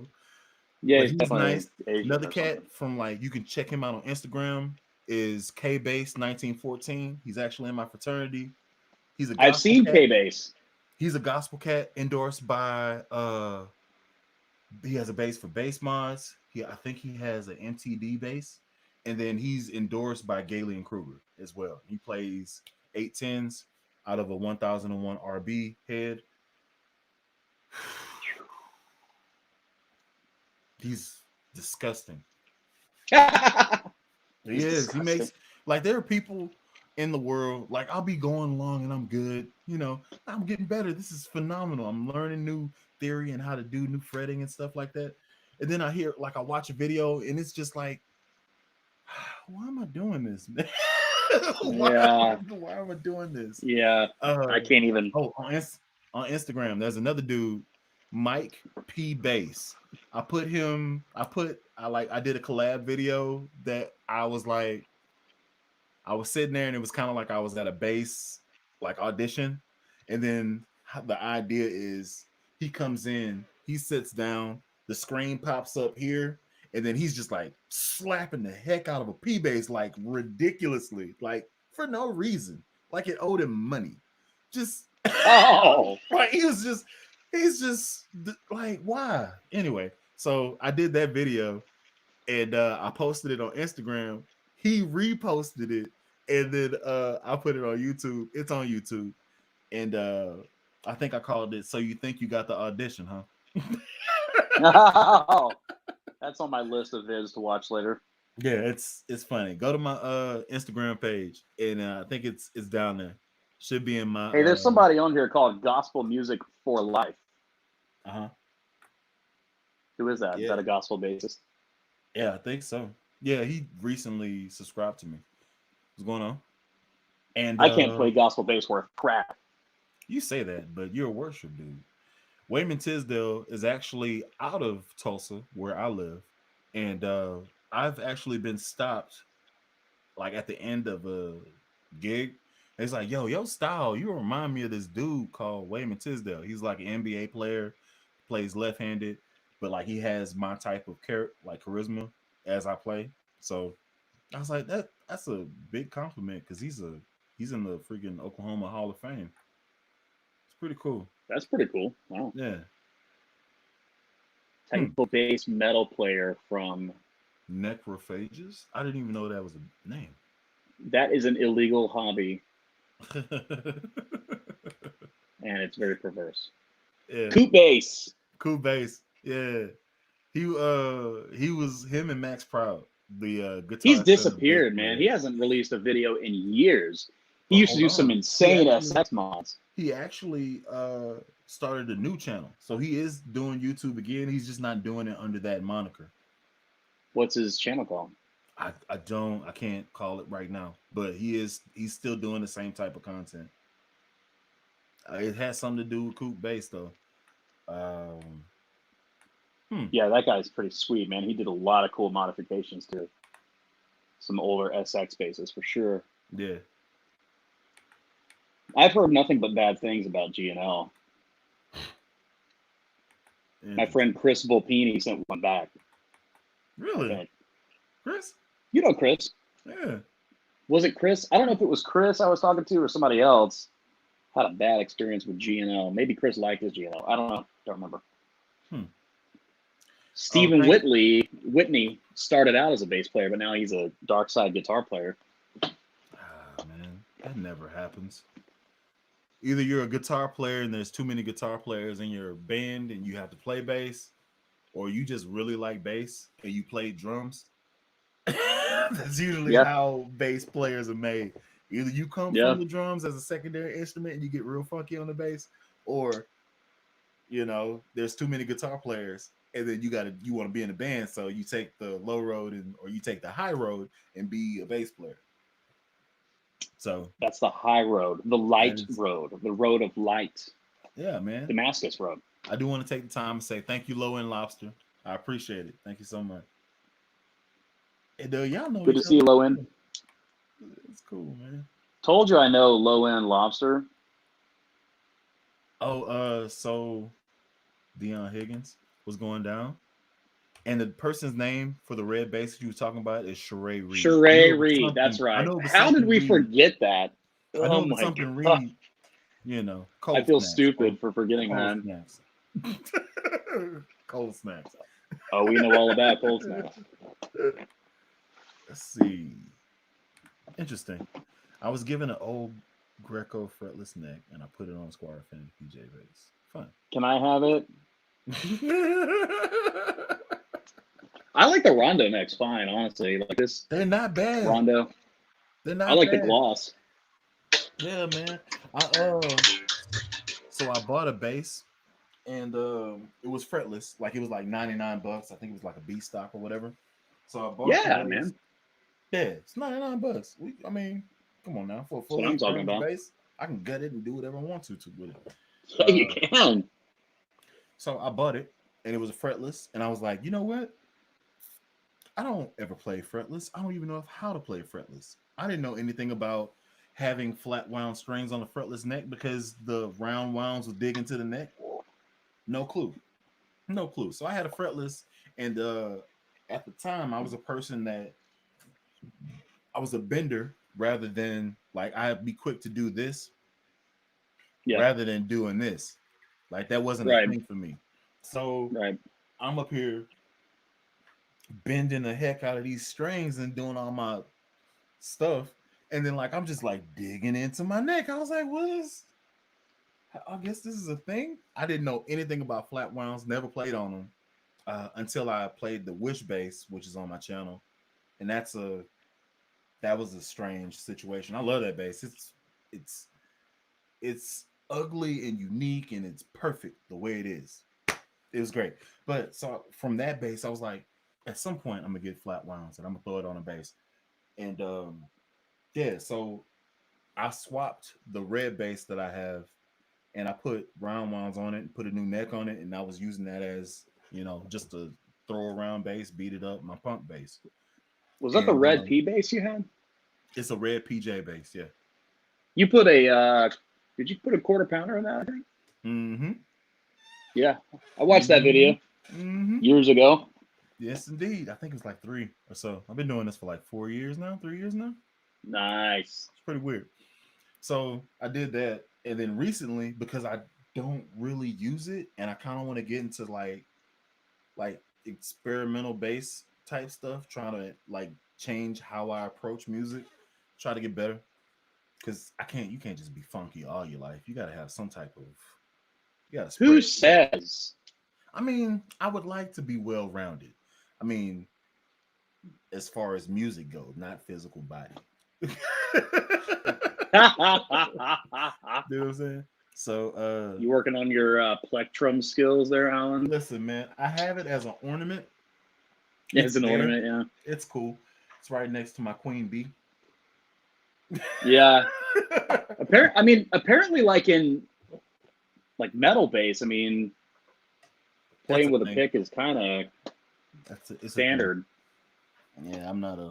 But keep in mind, most metal bassists are guitar players who are about to get kicked out of a band, so they don't have the fortitude to use the old god nubs there. So they go with the If I pick. play with a pick, it's because I just felt like playing with a pick, not because I have to. For whatever reason, I order stuff and I've accumulated a sack of picks, and I don't know how or where. Sack o picks. I don't know how I got them or where they're currently located. But I got this Donner bass that came with a pick, and I was like, you know what? I'm not gonna lose this one. I'm just gonna put it on the bass cab, and then if I were so inclined to do said travesty, started getting halves. This is weird. I'll so I thought about playing with a pick. I was like, ew, no. I'm sorry, Alan. So yeah, I have it there. Then I don't have to go looking for it because I'm the king of. All right, shoot, aim. It's like I'm gonna record a video. Great, shoot, aim. Oh, okay. Man, and you're good at that. I say stuff over and over and over. Like, there's Nah, no man. way I can shoot aim. Like, I have to sit here. Oh no, I said that really bad. Start over. When I I edit it, the mean, editing process takes me 6 hours sometimes. my editing process is this. You ready? Yeah. Let's say it's a complicated thing, right? So let's say I'm doing a video where I want to do a DI review, right? So I'm doing a DI review of the Scarlet Focus, right? That type of thing. So basically, I cut the natural signal that will come out of the amp, run it into the DI. That's the signal that you hear. All you hear really is the voice of me talking. Voice cuts out, and then it's DI, right? Right. My editing process goes like this: press record, press record. So I press record on my DAW, give it the metronome space to actually start, do Yeah. like a sync sequence on the bass, go. I take the video part, I take the audio part, put it in my video software editing situation, line up those sync notes, chop, go to the very end immediately, chop it where I stop talking, take a fade in, fade out, Yeah. export video. That's the Yeah. whole process. 15 Yeah. minutes. Honestly, I do the same. I spend a ton of time doing the same thing, and like you gotta fade it where it cuts out and whatnot, because if you don't, it sounds so weird. Yeah.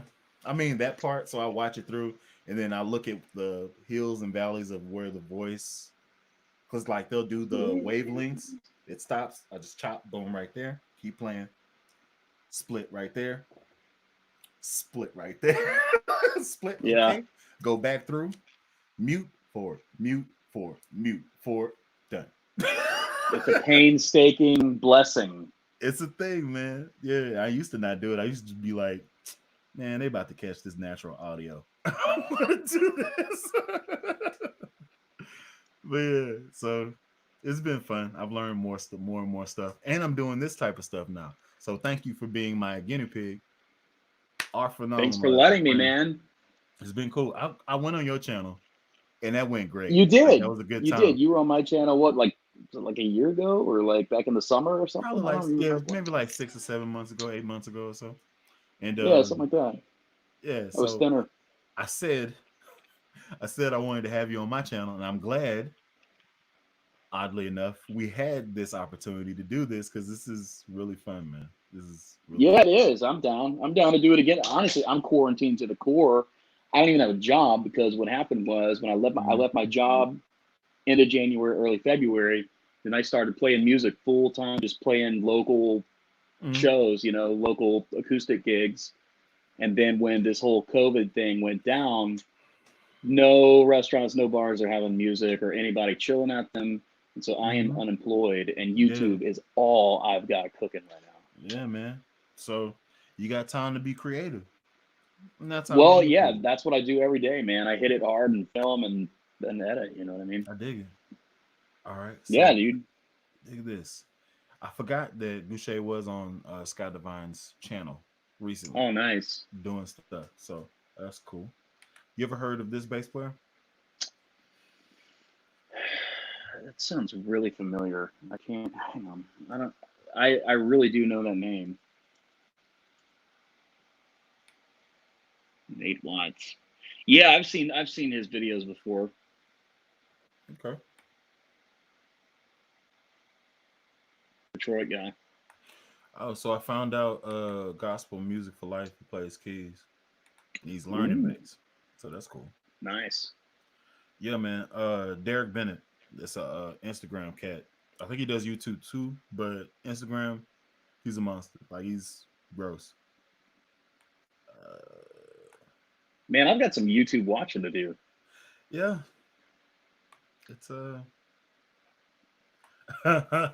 up, hold up. Look at this. Hold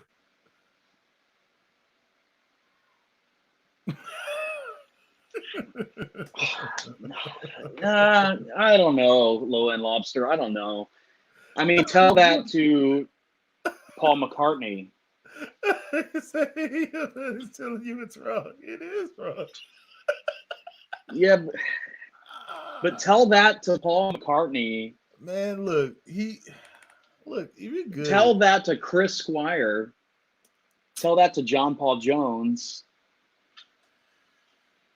Entwistle, Letty, you can say all the names. That's fine. It's wrong. Tell that to Carol. Tell that to Carol Kay. Boo. Hey, dig this. Watching this while I do math homework. Thanks for the vibes. Nolan, Yeah, you in man. high school? If so, I'm sorry. I still have nightmares that I'm back in high school. I mean, high school was fun for me. I didn't have to do nothing. It was great. You didn't have to do anything? No.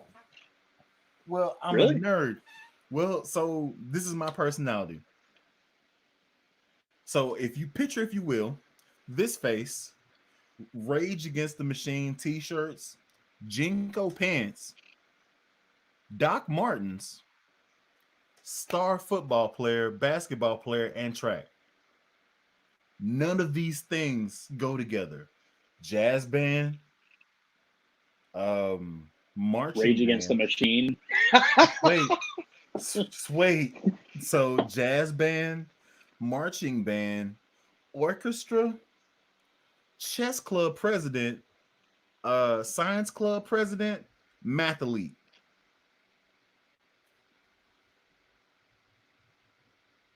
Exactly. So I do have to tell you this because I was still the same person, just younger. Um, I was charged with creating a T-shirt for the science club because we had to go and do a competition where we had to go and like compete against different schools at this. I think it's called UIL type deal, and we had to have a team shirt. So I came up with this idea that was approved because the vice principal didn't pay attention to anything. He was also my defensive line coach. Now, the shirt was this: we scientists do it on the table, periodic table on the front, right? You get the idea? We scientists, in block letters, we scientists do it on the table, periodic table. That's pretty whole. Nah, the But wait, periodic table of elements. but hold on. It gets better. So that's on the front. On the back of the shirt, around the nape of the neck, periodically. So we walk past people. He's like, we scientists do it on the table. That's great. What? Oh. Periodically. I gotta tell you, man, my favorite element on the periodic table of elements is definitely sodium chloride. Yeah. Yeah. Thought you were about to say nickel because of the bass strings. Yeah, nickel too, but Yeah. also sodium chloride. Yeah. So I can dig it. Let's see. Where we at on here? Knows it. Sorry. Lowen Lobster never owned a GNL base. Dang it. He has 40 of them, bro. Jeez. How do you have 40 bases? You got Guitar Center in your house. I want to hang out at Low End Lobster's place. Yeah, man. That sounds great. I think he's in Massachusetts. Yeah. Let's see. Nick. How do you get the question to pop up on the screen? I'm using this software website that links to my YouTube, and it has the option of allowing me to randomly go through the comments and then pop them on the screen. The software is StreamYard.com. StreamYard. Hey, this guy Fleece has a really cool picture, a really cool profile pic of a red stingray. It looks like. It looks like it has a mute on it or something on the bridge. Hold on, where we at? I don't know. Who's this dude? The guy. The dude who, yeah. Okay. Wasn't paying attention. By the way, my phone just hit 10%. So if suddenly I'm not here, you know why. I can dig it. Oh, plug it up. You know what? I wonder. Let's see. Actually, Jose, yeah. Max Proud and this man on the camera actually got me interested in SX bases. I just assumed that for $149 or $129, what they were back then 4 years ago, you get some piece of trash product, but it actually have been solid bases that are still my go-tos, like for different stuff, and it's very surprising. It's pretty trippy. Cool. Are you hip to Ted Gold? I am not hip to Ted Gold. Tell me more about him. I actually need to do something kind of like this where I do a reaction video to some of these people y'all suggest. Can you still hear me? Yeah, I still hear you. All right, just making sure because I plugged my phone in. Okay. Love to see a new minor scale jam video.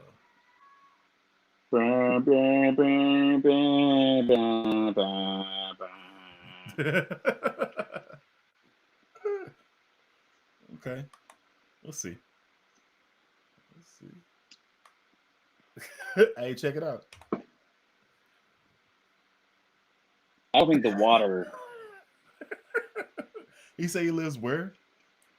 Massachusetts, I think. I think he's in Massachusetts. That's where the lobster joint comes from right there. That's why he's low-end lobster.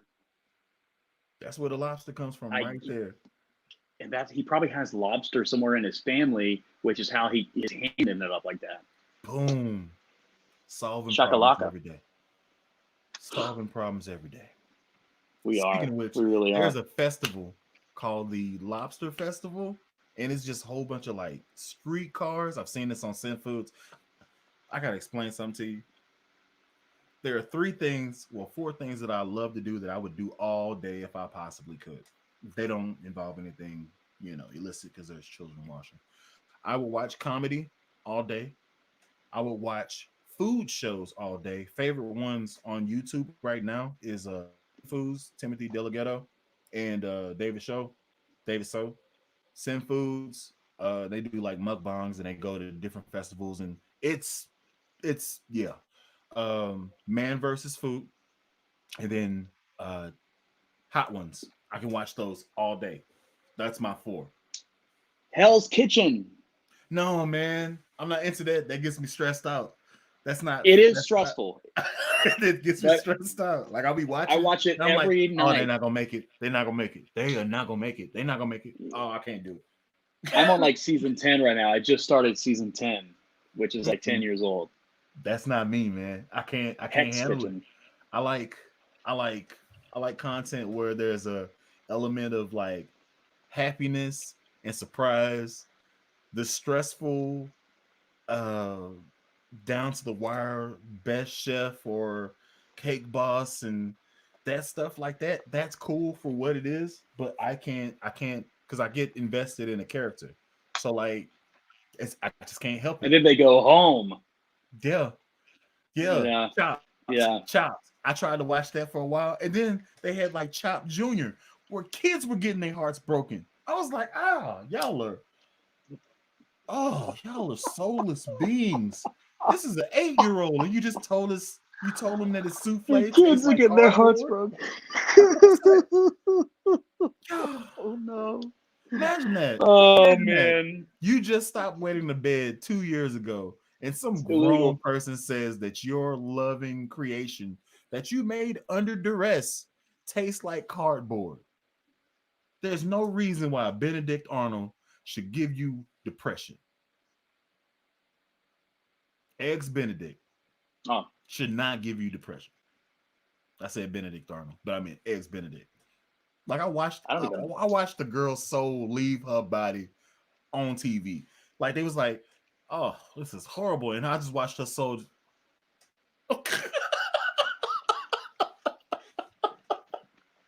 I can't have it, bro. I It can't. can't I be can't. legal to do that to kids. It just can't be It legal. is legal. That's called America. Freedom of speech, and they take that thing literal. Anyway, Not chlorine, Andrew. Chloride, sodium chloride, also known as salt. let's see. That's my base 87 Stingray. Cool. I want to hang with Fleece and check out his 87 Stingray, and I'll let him check out my 74 Grabber. This thing smells old. I got flats on it too. And you slap it.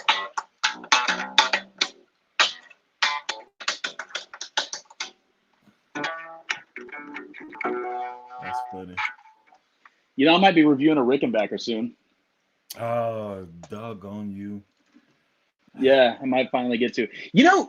There's a Harley Benton Rickenbacker bass. Like it's not it, and it's like it's cheap. Patrick Yeah. Hunter, I think may have done one. May have done a video of it. I need to reach out to them because they my man, I think Eddie actually has it. I think Eddie does have it. There's a Harley Benton double humbucker Music Man copy that he did on his channel. And I was like, Apparently they're pretty good. I've never actually held one in my hands or even seen one neither. in daylight, But I'm not against getting a bass for the freezing. So I think you should I'm do it. not against it. They're like $200. They're like less than $200 or something. They're like super affordable. Plays the SX Jazz. Dope. Okay. Let's see. Let's make a plan not to play together today. Yeah. I mean, you can't, because if I play, it's going to mute you. And then if you play, it's going to mute me. We won't be hearing what's going on. It won't work out. Let's just do it and see how it goes. Plug up, man. Threaten me with a good time, will you? I have a tendency to do that sort of thing. Say less, my good man. Let's see.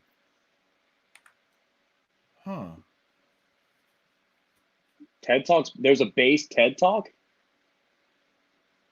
So this idea has been done. I had no Oakland idea. Raiders. Hmm. I like the Marshawn man's Lynch. style. I like the man's style. Is Marshawn still with the Oakland Raiders? Beast No, mode.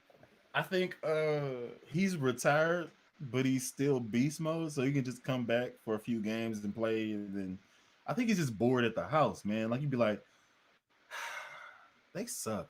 I don't like this running back. Hey, coach, if you need me, you know what I'm saying, you can sign me for like 3 games, give me like $500,000. I'll take that, and then y'all He's a can free agent. like I think he did that. Like I think like he was with the Raiders, and then his contract ended. I think it was like a 1 year deal or whatever, or 2 year deal, and then he went like he was just kind of chilling. And then the Seahawks, they running back went down. They hit him up. And this is like last year, maybe. They hit him up like, "Hey, really, we need a backup running back. Can you help?" And he's like, "I ain't doing nothing. All right." So Marshawn played for Seattle again. I didn't know that. yeah, like he played for the last 2 games of the season. And I was like, Man, that I is love watching him wild. play. I like him as a person. Him, if he had a Yeah. YouTube, like if he like I think he did like some shows, Oh, like he did some shows where it was just him being him, which is like hood, hood, down to earth cat put in situations where hood people normally aren't. Like Marshawn in Ireland. Bro, bro. Gold. Gold. He went to a kilt store. He's like, nah, cuz that's a dress.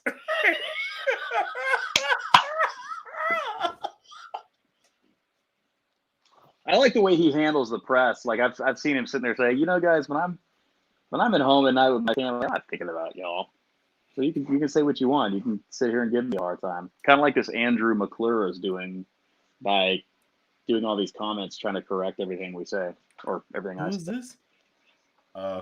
First, he wanted to talk to me about sodium chloride. Now he wants to say Patrick Hunter did a fake. I guess I have these terrible technicalities, and I say so many horrible, wrong things on YouTube, apparently.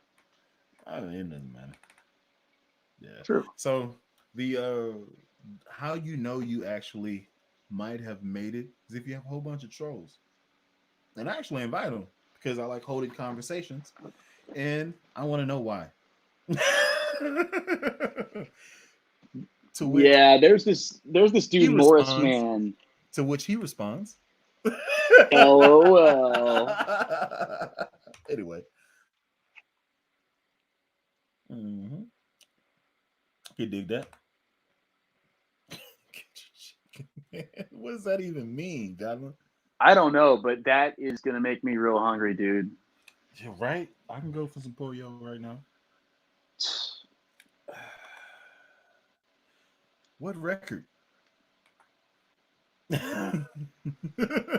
Anyway, um, let's see. Hey, Bully Roman Man, what exercise I can do all over the base? My ear is good, but sometimes I get like my mind goes blank. Oh, so basically, it's kind of like improv. How do you improv all over the neck? Improvisation. Well, Mm-hmm. okay, I'll tell you how I would say. For one thing, in whatever key you're playing in, because I'm not like technically trained at all, but whatever key you're playing in, find the five, right? So like if I'm in G, then the five is D. Mm-hmm. And so start on the five, right? So in G, I'm gonna go bum bum. And then what I know after that is I can go right below it. Then I know I can go up.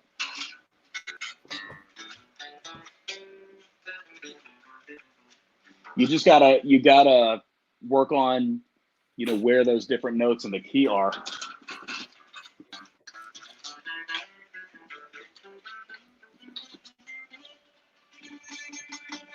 Because I mean they're all the same note over and over. Pretty I just much. say start at five. Let's see, do I have any juice here? Here we go. All right. So things I do, I basically take the pentatonic scale, and that works for every note.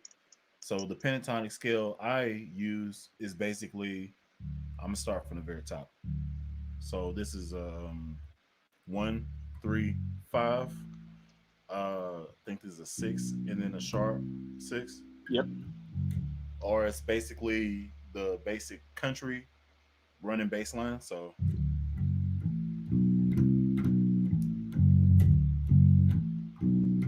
then you go to the 4.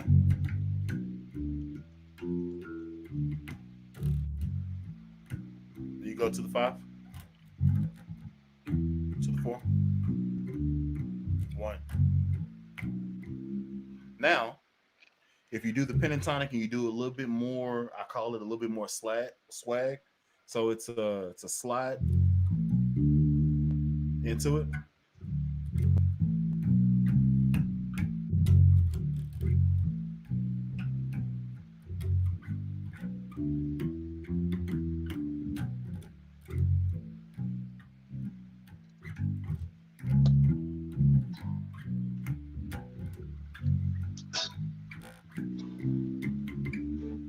So I take that pentatonic scale and basically I can run it in sequence to each other. So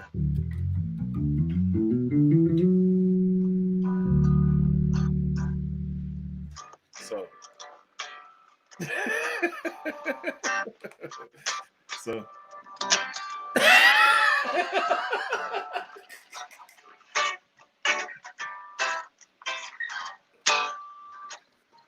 that's funny.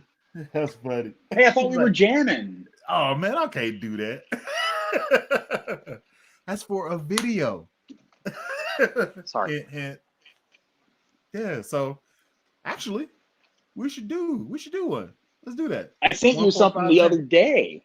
The other day I sent you something. Of everybody jamming. You that No, I sent you. No, I emailed you another one. Really? A few days ago. What? Really? Of me doing some blues guitar. I did not see that to my Yahoo. I was thinking you should throw down some drums and bass. So like it was like an old school like blues kind of groove. What day was this? I'm not sure I've seen it. It was like a week ago. Or like 5 days ago or something. Hold on. Let me. All right. I have no problem doing that if that's. Mm-hmm. Yeah, I want you to throw down like it's like old school blues. I want you to throw down on it. On a bass? All right, I got you. Let's see. And drums. All right, I'm with that too. Let's see. I think I sent a metronome you can use in everything. Okay. It's loading up. We're gonna check this out. Come on now. Load. That's gonna happen. I'm definitely gonna do that. That's the metronome. I sent the metronome separate in case you wanted it. Okay. So you sent me a different one? No, it's like another file in that email or something. Okay, we'll talk later. All right, that's gonna happen soon. No. Metronome jam. That metronome sounded good. I could roast, but that was part of his speech. That's from the Marshawn Lynch. Okay, got it. Okay. Fleece is talking about modes. I don't know all the modes of music. I understand the theory of it. It's basically starting the scale at a different position and finishing the scale. You know what I'm saying? So rather than start the major scale on the 1, you start the major scale on like the 2, and that's called like a Ionian or Mixolydian Aeolian. And you start it like the Dorian, I think is like the 5, where you start the major scale and you do all your licks and stuff. So it's basically, depending on where you start the major scale, it gives different feels, different textures to the groove you're sculpting. So this is like 3 years ago, I was trying to expound my skill set. And I went into the different modes of music, but to understand them, you actually got to like understand where the music is going and how it's flowing. So it's different. It's over my head. Low end. Look at this.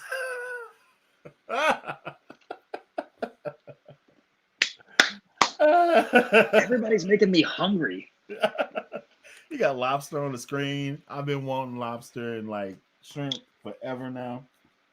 I can't do it. I My just want favorite place, I something. think, is closed down because of this virus crap.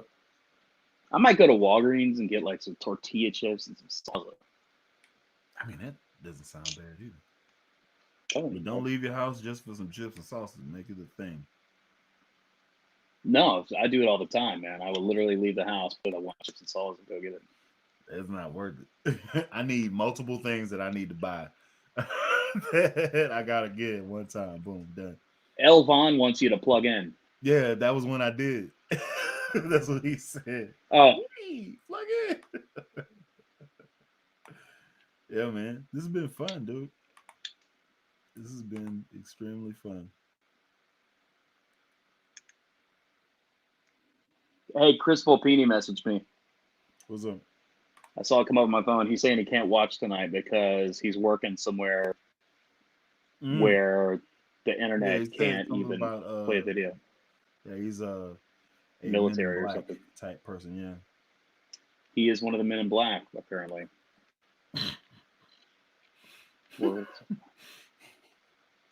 You know, this Low-End Lobster is a smart guy. I mean, look at all the stuff he can do. Excel, PowerPoint. I do PowerPoint. I don't know what the heck OneNote is, bro. These days I roll with Google Slides, but I've never used OneNote. I don't know what it does. look, you can see his lobster hand right there in his picture. This guy's real. He's real. Yeah, I see. He's a mutant like the X-Men or something.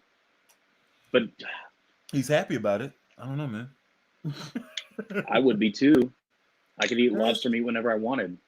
Oh, that's weird. That's like you're biting yourself. I can imagine that would feel good.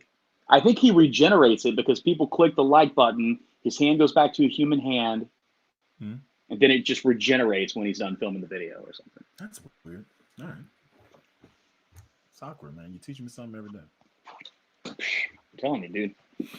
World quarantine. I agree with Jaden Young. It is an excellent time to practice bass. Great time to do bass chats on YouTube. Yes, indeed. Great time to work on music. This may be a thing. Yeah. Pick a day. I think this may be a thing. See, if I wasn't one of us, I would probably watch this show. Listen, I am one of us, and I would watch this show. I'm doing it right now. That's true. Like, we should watch the replay later, just to remember what all we talked about. Yeah, man. So I know what my perfect bass is. We talked about that in 30 minutes in. What is your, if you had to scope a Rumblinman special edition, give me the color, give me the electronics, give me the preamp, I need all the things. I need body, neck. So, for one thing, in my dream, I would have Lakeland make it. You know, it'd be like the Lakeland Rumblinman signature. It would be a 5-string, active PJ. The pickups would be Lakeland pickups because I really love Lakeland's pickups. Okay. With Lakeland pickups, active 5-string PJ with, you know, like a straight up 3-band EQ, and then an active passive switch where it could go into passive mode, so that I could go into passive mode and get, you know, the old school P-bass sounds. There would be 2 different models. One would be Sherwood green with a matching headstock and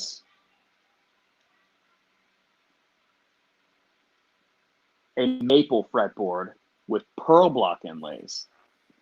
And then there would be another model in Lake Placid blue with a matching headstock, and that one would be an ebony fretboard with pearl block inlays. And then it would be available in a 4-string and a 5-string. And there would also be a relic version, a relic Sherwood green and a relic Lake Placid blue. And furthermore, it would have NJC Ironworks strings or flats by Rotosound. That's a phenomenal suggestion. Yes. Rumblinman and I are both endorsed by MJC, man. They're the only strings I rock with now. I mean, so once all these wear out and I'm tired of them, I'm suiting them all up with MJC. So this is what it looks like. I hope they start making flats because they don't have flats right now. Yeah, man. I seen they had guitar strings or whatever. Yep. I've got a shipment of their guitar strings and bass strings coming. Which is okay. I got a shipment of 4 strings coming. Because nice. I'm definitely about to get off into this one. This is a SX bass too. This is the Royal Blue joint. Oh, is that the Tribal Blue? Yeah. It's ash. Yeah, man. See, look at those beautiful pearl block inlays on that maple fretboard. Yes, indeed. That's deluxe to the core. That's where it's at, man. And I bought this, and it only cost me $169. I know. That's what I said. I was like, "Ooh, I need it." I've seen that one on the site, and many times I have wanted it. Yeah. So only mod that I did, shout out to Eddie, is I put noiseless pickups in it, so I can solo it without a hum. They're the Fender Mod Shop. Oh man, I like those pickups. The Fender noiseless. Yeah. The Sumerium. I like those a lot. Yeah, and it was like $59. It's like, all right. I'll take noiseless pickups for $59. So it's been good, man. It was $59 for both pickups. Mm-hmm. It was a set. Got it off of eBay. Did a bid. Thank God for eBay. Lowest bid was like, or the bid that was under me was like, I'll pay $45 for them. I was like, I'll give you $55. And he was like, so you ever bid for any bases on Goodwill? No, but I did go off on a limb on 2 of the bases that are like gorgeous. So like we got this green one here was off of a subscriber suggestion. He was like, yo, check out this company. They got a 5-string army green bass. They got bomb inlays, like it's bomb friggin' World War II bomb inlays, and it's Hard Luck Kings. Yeah, man, the green one, bombshell bass. So it's that one was like I bought it for $169. I was like, this is different. The neck itself painted. It's like, I'll do it. That's cool. All right. And then the other one that I went out on a limb for was this Alan Eaton bass. And that was $400. And then it came with a case. It came with a hard shell case. And the case is actually legit. So is that the Disciple 5? Yes. Yes, it is. Man, I look at both those websites all the time. Alan Eden, I look at their website all the time. They make such cool stuff. And Hard Luck Kings, those guitars and basses are so cool, and especially for the price. Mm-hmm. In fact, I sent a friend of mine one of their Strats that I thought he should check out. Like they just got cool stuff. Alan Eden, seriously sweet stuff. I'm sitting here like I was going like I've heard of Alan Eden. I've heard of him. I was like, I'll give him a shot. That could be cool.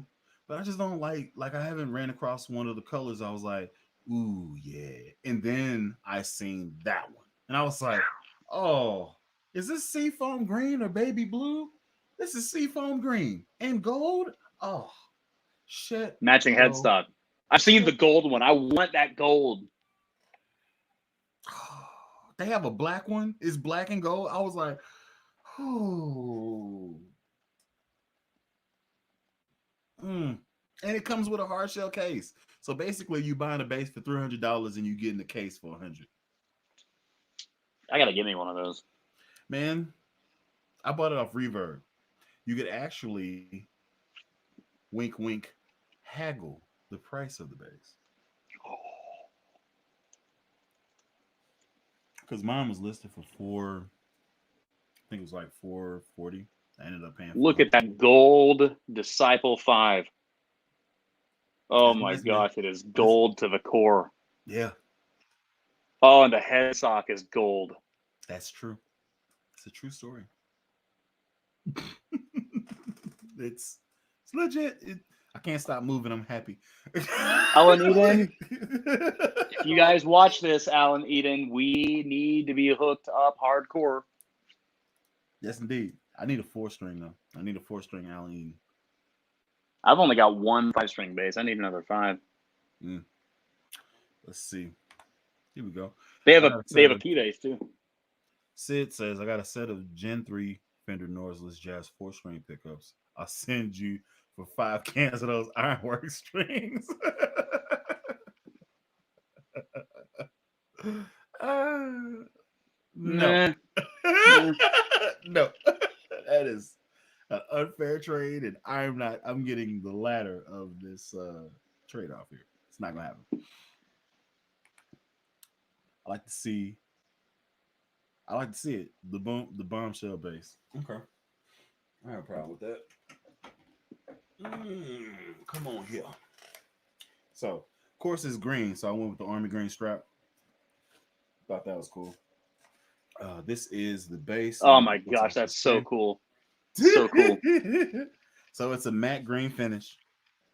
It was a passive bass, but I gutted the preamp, as I said earlier, and it actually does have bombshells as the fret markers. They're right there. Yeah, dude, I'm trying to pull up their website right now. Yeah, so they don't have this model anymore. Has the matching. What series is that one? Is that Series 16? I think it's 17. Series 18 is the main thing on their site right now. Mm-hmm. So yeah, it's a matte finish. It's really different that the neck itself is painted as well. That's really weird. The only bases they have in Series 18 right now are like kind of like Thunderbird looking. Yeah, I've seen that. And that they look cool. They got good colors. But like, hey, I still remember a video of yours in which you were talking about how an old video of yours, you were talking about how one of your like dream bases was a particular Epiphone Thunderbird, and then you got it, and it was like kind of a black color. And then, so what do you think of it? I love it because you're not supposed to slap on it, and I do, and it gives a sound that's unique to all of these basses. Like I don't have that sound from these basses. Like it's so realistically, and I'm gonna be very. If I had to grab a bass and go in session, it would be one of 4 basses that I own. If I'm doing like a Motown situation, it's probably gonna be my white bass, which is the P7. I'll grab that one. That's a great bass. I'll grab this Epiphone and just roll it to the front pickup because it has a really dark round tone, and I can get that thud easy. Nice. Take the tone out, run to the front pickup. Got you. If I got to do some slap stuff and I don't want it to sound like a jazz bass and I don't want it to sound like a P bass, I'll take that Gothic bass out there. I brought that bass to my church and I played a set with the bass.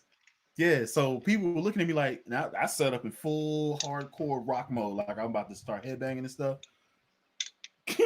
Oh my God, yo, I'll never give up on me. On the Thunderbird, man. Yeah, the guitarist, like I had a long chord, so I was at the front of the stage next to like the acoustic, the rhythm guitar player, and we just there. Nice. That sounds awesome. It was hilarious. I did it for the last service of the day. I wasn't gonna be wild all the way through. So if they want to scream at me, so it's only for one service. Hard Luck Kings, they call it the spider bass. Spider bass. The Thunderbird looking one? Yeah. Okay. It looks like it's passive though. Okay. So Low and Lobster says he has a 4-string bombshell coming in a couple of weeks, Series 19. That's dope. What's this? When is there a Series 19? Is there a Series 19? This low end lobster, I think he has the ability to time travel too.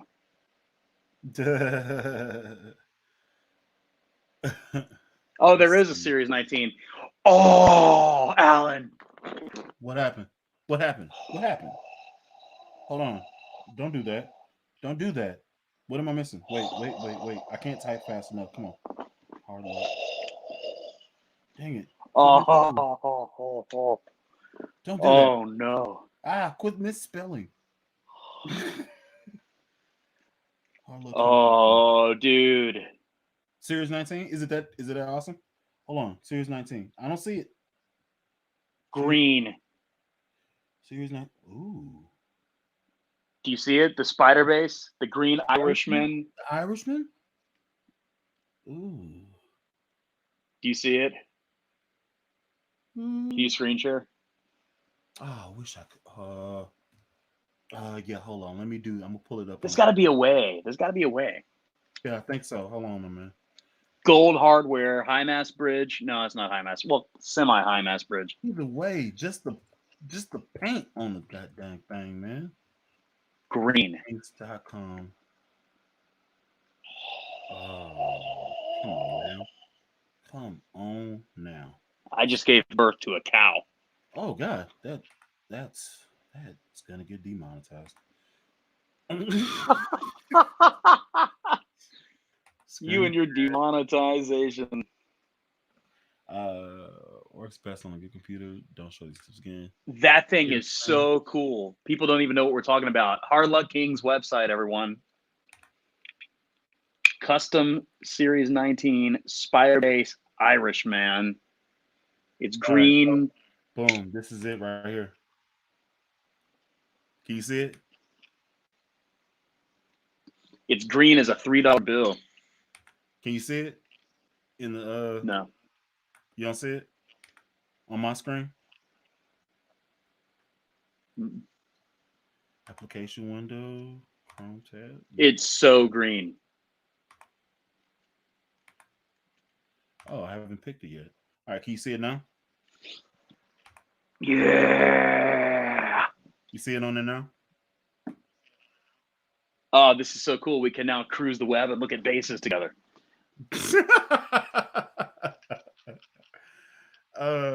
Yes, indeed. So, mahogany body, mahogany neck, 3-ply, pick guard, 34-inch scale, 20 frets. Look at that thing, dude. That's ridiculous, bro. Hold on, man. Look at this. Look at this. There's spiders as the inlays, bro. Come on, man. Those gotta be stickers. If they are stickers, they're very cool stickers. Oh, man. That is so green. Yeah, it's oh my gosh, that thing. How much is that thing? I think it's $229. I'm unemployed. I know, right? This freaking sucks. All right, so this is the website that I got my t-shirt and my base. Cool fact is they give you a t-shirt with every base you buy. That's not a good reason. I want a t-shirt. Stock up your wardrobe, but if you were to, at least you know they're gonna give you some type of shirt. That blue Strat is really cool looking. Where we at? Right here? On the right, yeah. Badlands. Interesting. I mean, if you got to go to the dark side, Alan, that's a good way to go. Don't do that. Don't do that. You just snort, bro. I did. I snorted. Sorry. Oh man. Let's see. Oh, snap! I can make you. This is different. Myself up. This is interesting. I like this thing. This is me playing. I do too, man. Think of the people that we can interrogate on the internet. Oh yeah, man. This is destruction. I love it. Let's see.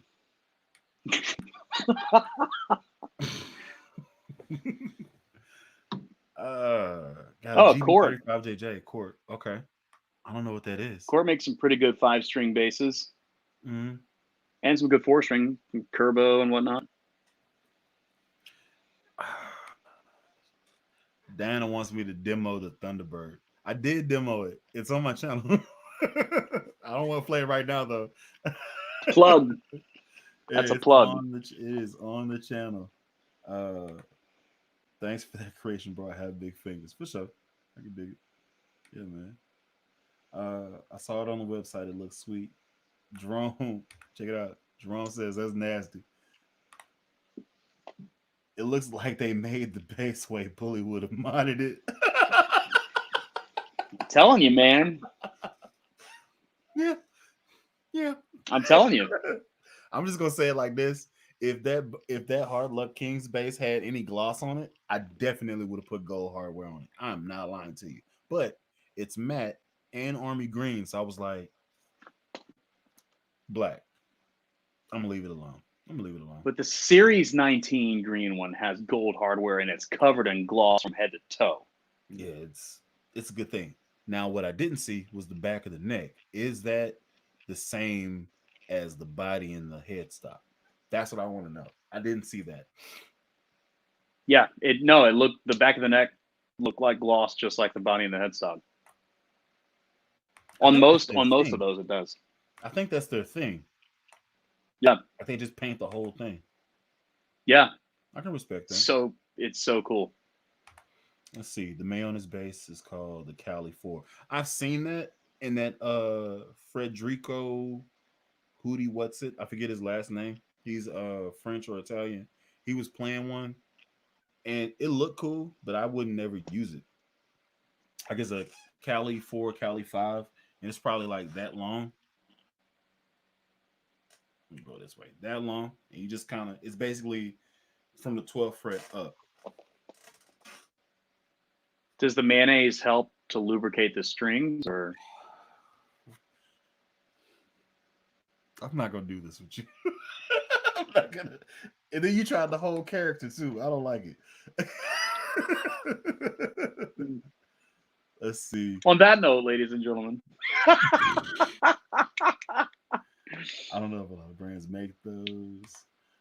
Tell me, is the bass Thundercat plays a bass or a modified guitar? It is a bass. It's put out by Ibanez. It is a semi-hollow body, and it is a freaking brick. It is heavy. It's a 6-string semi-hollow with buku knobs and electronics, and it's a boat oar. It is heavy. It's heavy. It's way too big. Man, I'm done with Warwick forever. Have I got any fellow Warwick haters out there? Man, I'm gonna tell you this, and I'm gonna go ahead and screen share this too, so you can see it. I want this bass, and I don't really care what you think about it. Let me. I don't care. Application window. How do I do that? Can I do that? My entire. Apparently, Pawn Gooter has a Sire V7 under $100. That's what Fleece said. Mm-hmm. Let's do that. I'm gonna share this. Then I'm gonna navigate to. Let's type in.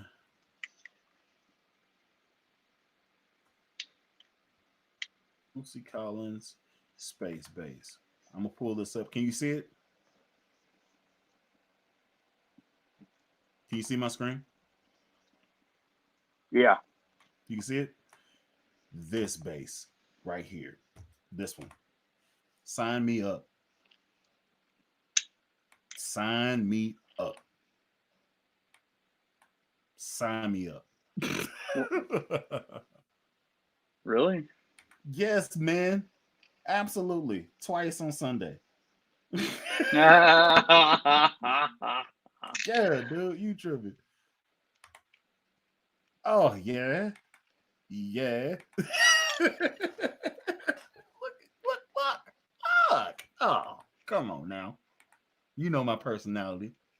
This is perfect for me. Yeah. Listen, hey, you don't. Hey, I mean, What you gonna do? I gladly hang I mean, that I bad can boy I on the can wall. see you playing the spider bass. I can see you playing the spider bass. You That can't see me star playing bass you the just showed star me. bass? No. Do you know how many star tattoos I have on me? Are you serious? Oh, I'm all about it. Anyway, but yeah, if I can have one bass that's not my bass, that's the I just because I bought my Epiphone Thunderbird, I have it. That has now taken the third slot. This is okay. So this is the conundrum, and I don't know if you feel like this. I don't know if you've ever owned your dream bass. I feel like I can't go buy my dream basses because they won't be my dream basses anymore. Now that is a 6-hour debate in itself. I'm sitting there because what do you do when you buy the double humbucker, doggone sparkle gray music, or the pearl white with gold hardware double humbucker Music Man 5-string? You get that blue and white 4003 Rickenbacker bass, the original, and then you get this Bootsy Collins bass. Now you don't have a dream bass anymore because you got your dream. You've accomplished the goal. So I feel like I'll never own the Music Man double humbucker. I'll never own. Oh no, that's not happening. The double humbucker, I'll leave that up there because that's the top of the list. That's my Eleanor from Gone in 60 Seconds. That's my Eleanor. I'm just not gonna get that one. But that 4003, 2021, Christmas. That's me. That's happening. That's that's happening this year. That's my focus. After I get my base made and I'm loving on it for a whole year, Rickenbacker 4003. I'm just gonna put it right there. And you're gonna slap it. Oh, I'm gonna wear a wife beater. It's gonna be phenomenal. I'm about to be every single stereotype you think. It's gonna be physical violence. Oh no! Are you gonna put mayonnaise on it? No, I'm not. What is with mayonnaise? People keep talking about mayonnaise, man. Put mayonnaise on their bases, these guys. Oh, Jesus. You lube it up with some mayonnaise, brother. Hey, stop doing that, man. You see, I'm up here trying to be closer to God, and you talking about lubing up with mayo.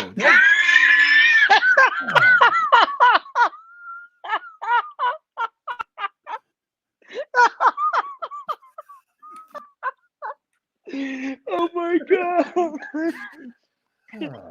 Quarantine, man, it changes us. This is the best show I've ever been on in my life. Oh my gosh! Let's see. There we go. So the dude that plays the Mayo 5, that's what I'm just gonna call it now because of you. I think the company's name is Mayonnaise, but it kind of does sound like mayonnaise. I get why you did that. All right, so his name is Frederico Malaman. I was like the Frederico Malo, whatever. He's like hella busy. Like he's hella busy. He's a guitarist. I feel like that plays bass. He's hella busy. He's good. He's talented. He is just busy the whole time. I love hella busy bass playing. I mean, there's a place for it, especially if you get that elusive solo. But other than that, man, I'm trying to be the lint in the pocket. I'm deep off in there. I don't. You bring. I want to be more of the mayonnaise in the pocket. Who's putting mayonnaise in pockets? Don't stand up. It's gonna look weird. I'm gonna get demonetized. Man, I don't want everybody to see what I'm wearing anyway. No.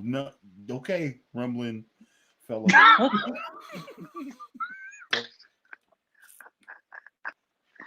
Oh my gosh! Bootsy So glad I don't work at the church anymore. That Bootsy Warwick is so weird. I listen, man. The people don't lie. The people you listen. It may not be your cup of tea, but it is a cup of tea. You dig what I'm saying? Snow Boots, that's a Prince base, baby. That was some Boosie speak. I can respect that. Well, listen here, Bopple. Glory be the folks on me. Keep that funk alive.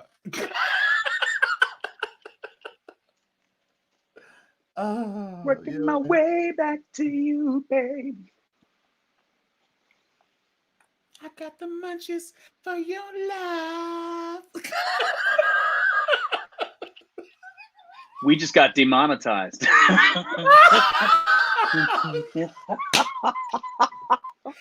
Oh man. Goal accomplished. We can check that box. Well, function bubble. I love Boosie Collins, dude. I spent so much time trying to catch his voice, trying to imitate his voice. I used to Can't be done. Oh man, I used to make orders in the drive-thru at McDonald's. Well, if I can get a number one bottle and then extra big mouse on that bottle and supersize that bottle. Let me also get a 10-piece. It's too late to supersize. Too late. It'll be 2056. Oh, thank you, that bottle. I'm driving around. Oh my gosh. True story. Not making that up. Then I pull up and it's me. I want to lock you and Bootsy in a room together and see what happens. Oh, dude. Oh, my. I wouldn't know what to do. I wouldn't be able to talk to him. I wouldn't be able to talk to him. I wouldn't. I would just sit there, awkward as hell.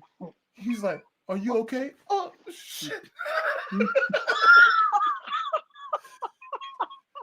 I wouldn't know what to do. I wouldn't. He's like, "You want to play one of my bases?" Yes.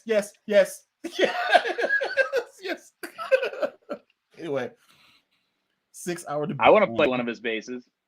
What? The bass he plays now has 5 freaking jazz pickups. Really? Bootsy? 5 pickups? But yeah. All right, so dig this. 5-hour debate on Holy Grail basses. Summary. A yin yang Federa would not make you play like Victor Wooten's Sad Day. That's true. And sadly enough, you can have the same bass and you can still not sound like the person you want to imitate. Like I can't sound like Marcus Miller. I'm still gonna sound like me because these are my tools, and all the tone comes from your hands.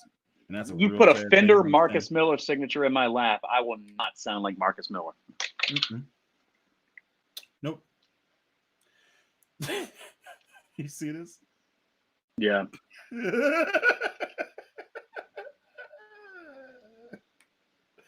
I love it. Who's this 112 DZ? Because of you, this guy spent money yesterday and got Ibanez Talman TMB 310 that you no longer have, Alan. I don't have that. I do got a 105 though. It's right there. By the way, I reviewed that bass too. 112. I reviewed it too, man. My review wasn't as cool as Alan's. I don't know about that, but it wasn't. It was dope, and the only reason why I don't have it now is because it was bought off the stage after a gig. You told me about that. He paid $120 more than what I paid for it. Like I got it on sale for $299. Homeboy was like, "I'll give you $450 right now." You know you can go buy this and have it in like 3 days. He's like, "Yeah, but I got a gig tomorrow, and this is the bass I'm looking for. If you want it, where's money?" It's a sweet bass, man. I gave him the gig bag. I gave him a cord. I took my strap though. You ain't give my strap. That's my I'd love to have one of the Talman like Prestige, like the 805 or the 111. Yeah, like there's the 6, like the 6 whatever, and then it gets up to where it's the Prestige. They got some cool finishes. They got a blue one, Alan. A blue one. I mean, I get to the point where I'm like, everything in my life can't be blue, man. I really love the color, but I can need variety. I can't just Force it to be blue. Everything. That's how I am with green, man. Everything in my life can't be green. I got a green telly, but I need a green base now. You can't have my bombshell. I love my bombshell. I know how to get to Tulsa, man. From here, No, take I-75 north to I-10, I-10 to I-55, hit I-40 at Memphis, go through Mississippi, hit I-40 at Memphis, go west through the state of Arkansas into Oklahoma. Then, bam, matter of time, I'm in Tulsa. Yeah, I think that's what. I think it's because I'm from Memphis. That's how I know. So, how far are you from Memphis? I think 4 or 5 hours. Nice. Maybe 6.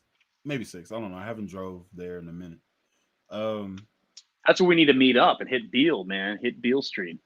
That'd be cool. Get some barbecue. Heck yeah. And music down there, man. And music. Beale Street is dope. I was there. Yeah. I went to Gibson Factory. The Gibson Factory. Oh, cool, man. Yeah, it was a good time, man. They only had like 3 bases. I was like, waste. All these miles. Yeah, just buku Les Pauls. As far as the eye could see, I seen a $10,000 Les Paul, and I was like, "Wow, you can't give me one Thunderbird, Epiphone? No. Okay, but you got this Steinberg though. Okay, Dark side, man. No, man, I'm not gonna do it. Dark side. Not gonna do it. Show can't do it. Anyway. Bass ain't Dark side featuring Bootsy Collins. That would be phenomenal. I'll tell you what, man. Phenomenal. That'd be dope. But yeah, I watched the whole documentary on. Rather be with Jesus. I'd rather have Jesus. Shut up! Don't mess up Bootsy like that. Don't do that. I'd rather be faithful to His dear call. I'm upset that he did that. I'd rather be with Jesus. Yeah. Hey, I just saw. Yeah. I'm upset he did that. Adam Gilbert has the TMB 600. That just hurt my heart. He has the TMB 600. It is amazing. What color is it, Adam? I bet it's some. Yeah, dude. Chocolate. That's right, Adam. The Prestige is the TMB 2000. Oh my gosh, that's got to be a nice bass. The only thing I don't like about the Talman is the headstock, man. That's the only thing Oh crap! Now my computer's dying. I like the headstock. Yeah, but I generally use gig bags, so it's really awkward in there. It's true. It is pretty awkward. I was actually gonna get a TV Yellow 100 series recently, but I did something else with the money.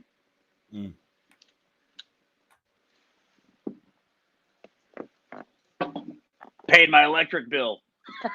Right. Responsibilities. All right. I do have to say this because he started with this statement, and it's one of my pet peeves. You ready?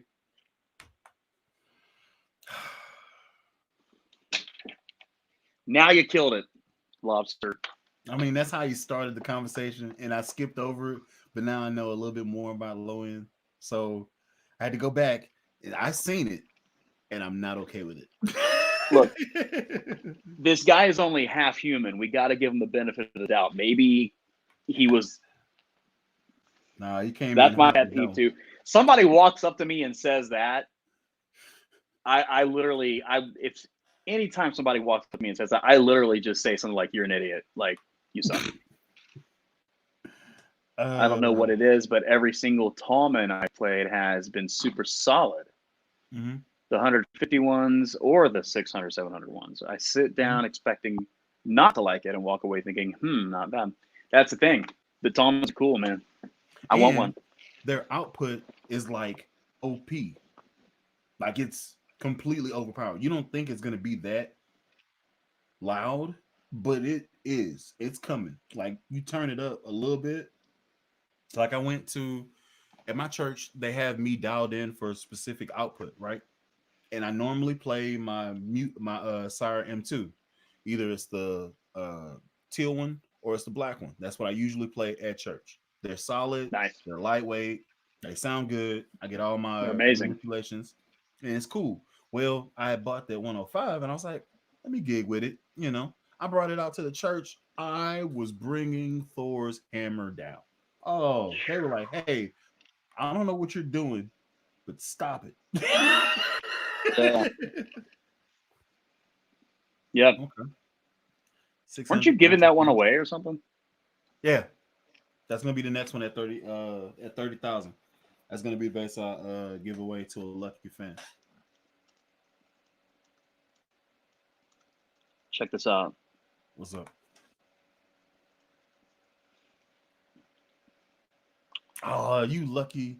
Flea's got a signed Bootsy poster on his wall. No, he doesn't. What? I'm upset. From 75? I don't like that. Doggone it. Honestly, the TMB 100 is pretty not cool. Bad, and it's $200, and I can get it in pink and like powder blue. And they make a version now with maple, or I was telling you that on Instagram one day. They make a version now with maple that comes in a yellow flat and then also a mint green. Not even joking. I like the yellow personally. Yeah, I'll send you that.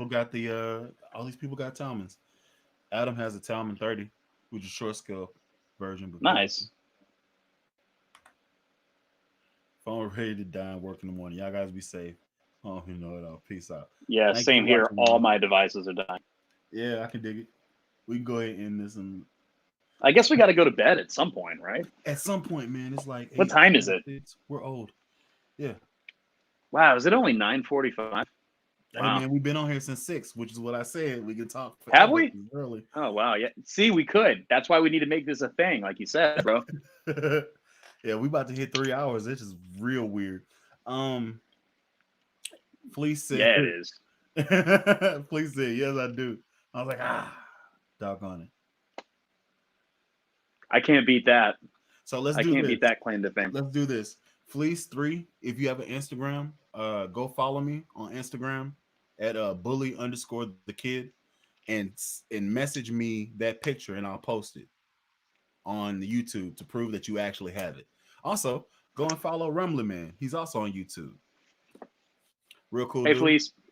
And also, channel, because he's a quality guy. We've been talking for 3 hours, like we brothers. We are brothers. Look at us. Man, yin and yang. Brothers of other mothers. Indeed. I got called an MFer and I was like, true. Somebody actually on like YouTube? You mother. And I was like, yep. Yeah, guess you're right. Oh my gosh. Yeah. Hey, this iPad game, do you guys play this Champions game? It's these Marvel. I don't even play games. I'm not a game player, but my grandsons turn me onto this thing. Whereas these Marvel guys, they beat each other up. Mm-hmm. Thor hammer remind me of it. I don't know.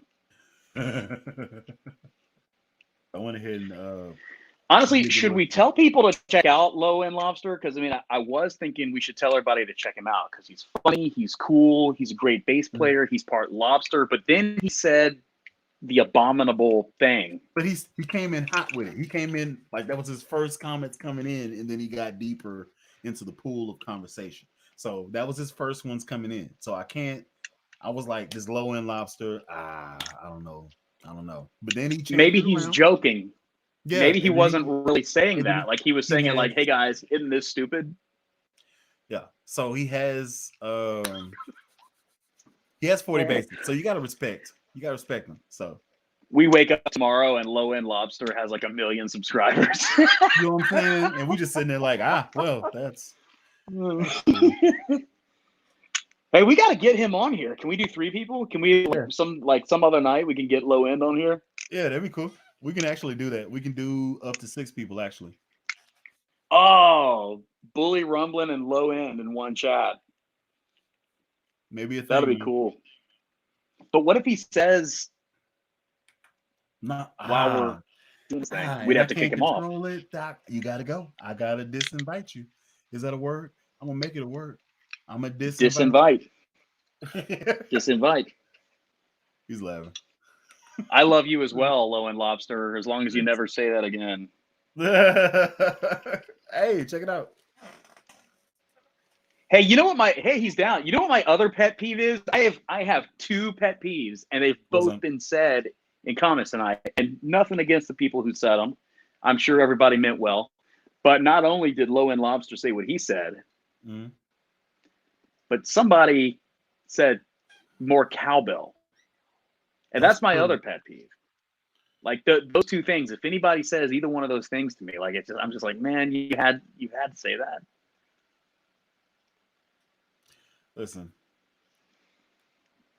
I don't have many pet peeves because I'm a generally nice guy in most situations. Although the name is Bully, I tend towards non-violence for the most part,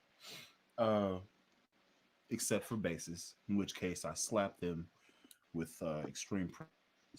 Now, wearing a wife beater or a tank, as I like to call it most days. Because bullies. What's happened to the world? Listen, I gotta be politically correct. I'm already large and black. Let's just get that off the way. You're large and black?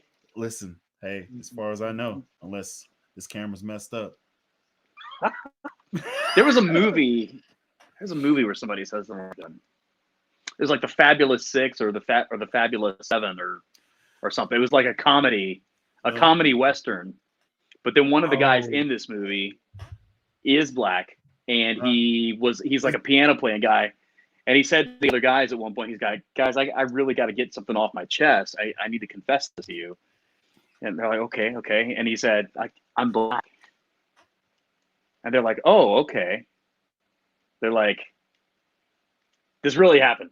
And they're like, oh, okay. Well, we understand. And he's like, I just wanted to tell you, just to go on and clear the air. I am. Let's address the elephant. You know what I'm talking about at all? My name's Alan. I'm the elephant. Can anyone comment and say that this really happened in a movie? It's called like the Fabulous 7 or something. I'm sure it is because that's something that's slapstick hilarious. I'm sure it's a thing. I just haven't seen it. I don't know. I'm not sure if it is hilarious though. Like I think it's kind of funny, but at the same time, it's kind of weird. Well, listen, man, I enjoy the type of comedy that you say, oh, I can't laugh at that. Oh, okay. That's the type of comedy I like. That's the type of comedy I like. Like you say something and it's blatantly racist. It's so in your face racist that you do nothing but just take it to the face. Like you can't. Like I've met. Okay, so I'm from Texas, and I'm up these people on the map because they're notoriously known for being racist. I went to Beaumont, Westbrook. And I say that because there's different Westbrook in Houston, I think. I went to Westbrook, and we had to play a school called Viter, the Viter Pirates. And we had to go to Viter. Now, keep in mind, my school had as far as sports goes, we were deep in African American athletes, right? So nice. We show up and we playing rap music, we hood. This is the time before, when Cash Money took over for the 99 and the 2000. This time it's tall tees, baggy pants, Air Force Ones, grills, do-rags, and we just walking out to this ding, ding, ding, ding, ding, ding, ding, type of freaking place. And then we got to play basketball. Now, the tension, we blew them out. Listen, they were saying stuff to us and we just got mad. We was like, okay. Like they were 100 actually points. saying racial things. Yes. We got a foul because we got one of my guys, we call him Springs. He can jump like he has a high vertical. Like he has like a 47-inch vertical. So he would just jump from the free throw line and dunk the ball. He got a technical foul because he dunked over somebody. He didn't touch him. He jumped over his head, spread his legs, head went underneath him. Bam. We went stupid on the sidelines because he just jumped over a person. The dude was like, I'm gonna take a charge. Whoop. He got a technical foul, and we tore that place up. Oh my gosh. Yeah, true story. Oh snap! Let's see. That sounds like a scary situation. Like, did war break out among you guys and the Hicks? Yes. And the messed up part is there's nothing. They had to come to us. So if they mess up and go too far, revenge is sweet. Anyway, so it was a good time, but we blew them out 135-22. Good. They deserve it for being such weirdos. Oh, yeah. I got 2 3-pointers in that game. That's how hilarious it was. I played center. Oh my gosh. I was like, step back, 3-pointer. Alan, don't shoot that. Flop. Yes. Going down court. Anyway, so dude said that he sent me the picture, and I'm looking on somebody sent me something.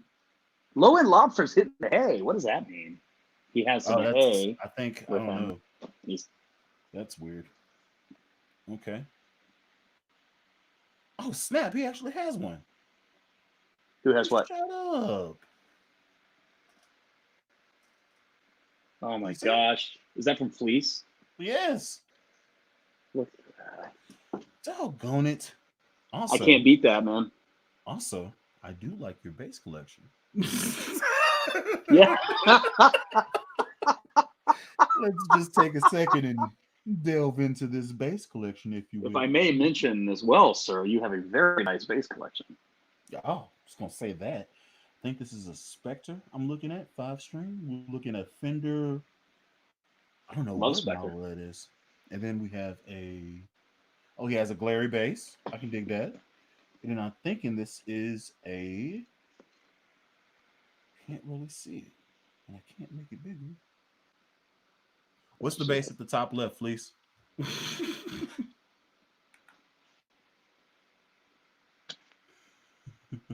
still need to try one of these, Bully. Yeah, I do.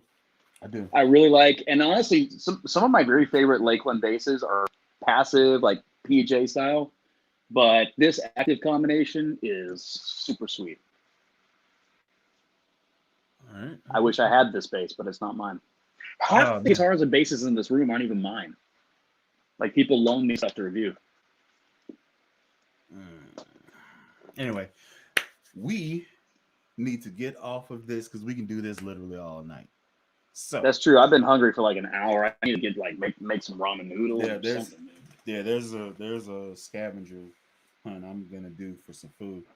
I'm gonna do a shot of Alka-Seltzer Plus as well. Just make sure I don't have any acid coming out. Yeah, I can dig it. All right, man. So shot of mayonnaise. I want to take the time to thank my special guest, Rumblinman, on this bass hang. Thanks for having me, man. Yeah. Who would, we'll see how this goes. This may be a thing. This may be a thing that we do on a day. Pick some time that's mutually feasible, and we'll do a Bully Rumble podcast or type situation. Bullying man, Rumblin kid. Rumbling kid. The Rumble Kid podcast. Something like that. Or bass hang, whatever. The bass hang. And then The boom. bass hang gang. Bass hang gang. Well, I don't want to be demonetized for violence because For being a gang. Yeah, you're right. and then my name's already Bully. Let's not, let's not. This is a very violent Yeah. thing. What are y'all talking about? Bass guitars. Okay, what are you doing with the bass guitars? Slapping them. Wait, I'm fingering them. Wait, I'm picking them? No. I'm Lubing up with playing. mayonnaise. What's up with you and mayonnaise? I don't know. Maybe everybody's been talking about mayonnaise bases and whatnot. I'm just trying to try it. Oh, whatever, dude. Anyway, so this is funny. But yeah. What's up, 112? Yes, indeed. So we're gonna go ahead and end this podcast. Thank you, Rumble. I appreciate it. I'm gonna eat noodles. And thanks for having me on your channel, man. Indeed, man. Indeed. And you really are one of my favorite YouTubers. I was watching you way before we ever connected. My wife knows who you are. My wife knows who my favorite YouTubers are because I'm always watching them. You, Max Proud, everybody. In fact, my wife Norma, she can tell which YouTuber I'm watching by their voice. Literally, I could say, I could be watching one of your videos and say, "Hey, who am I watching? Alan Brown, Believe the Kid, or Max Proud." Oh yeah, Max Proud. Not even joking. Well, that's dope. Yeah. So, thank you for joining, and till next time, y'all be easy. Till the next base. Yeah, bye.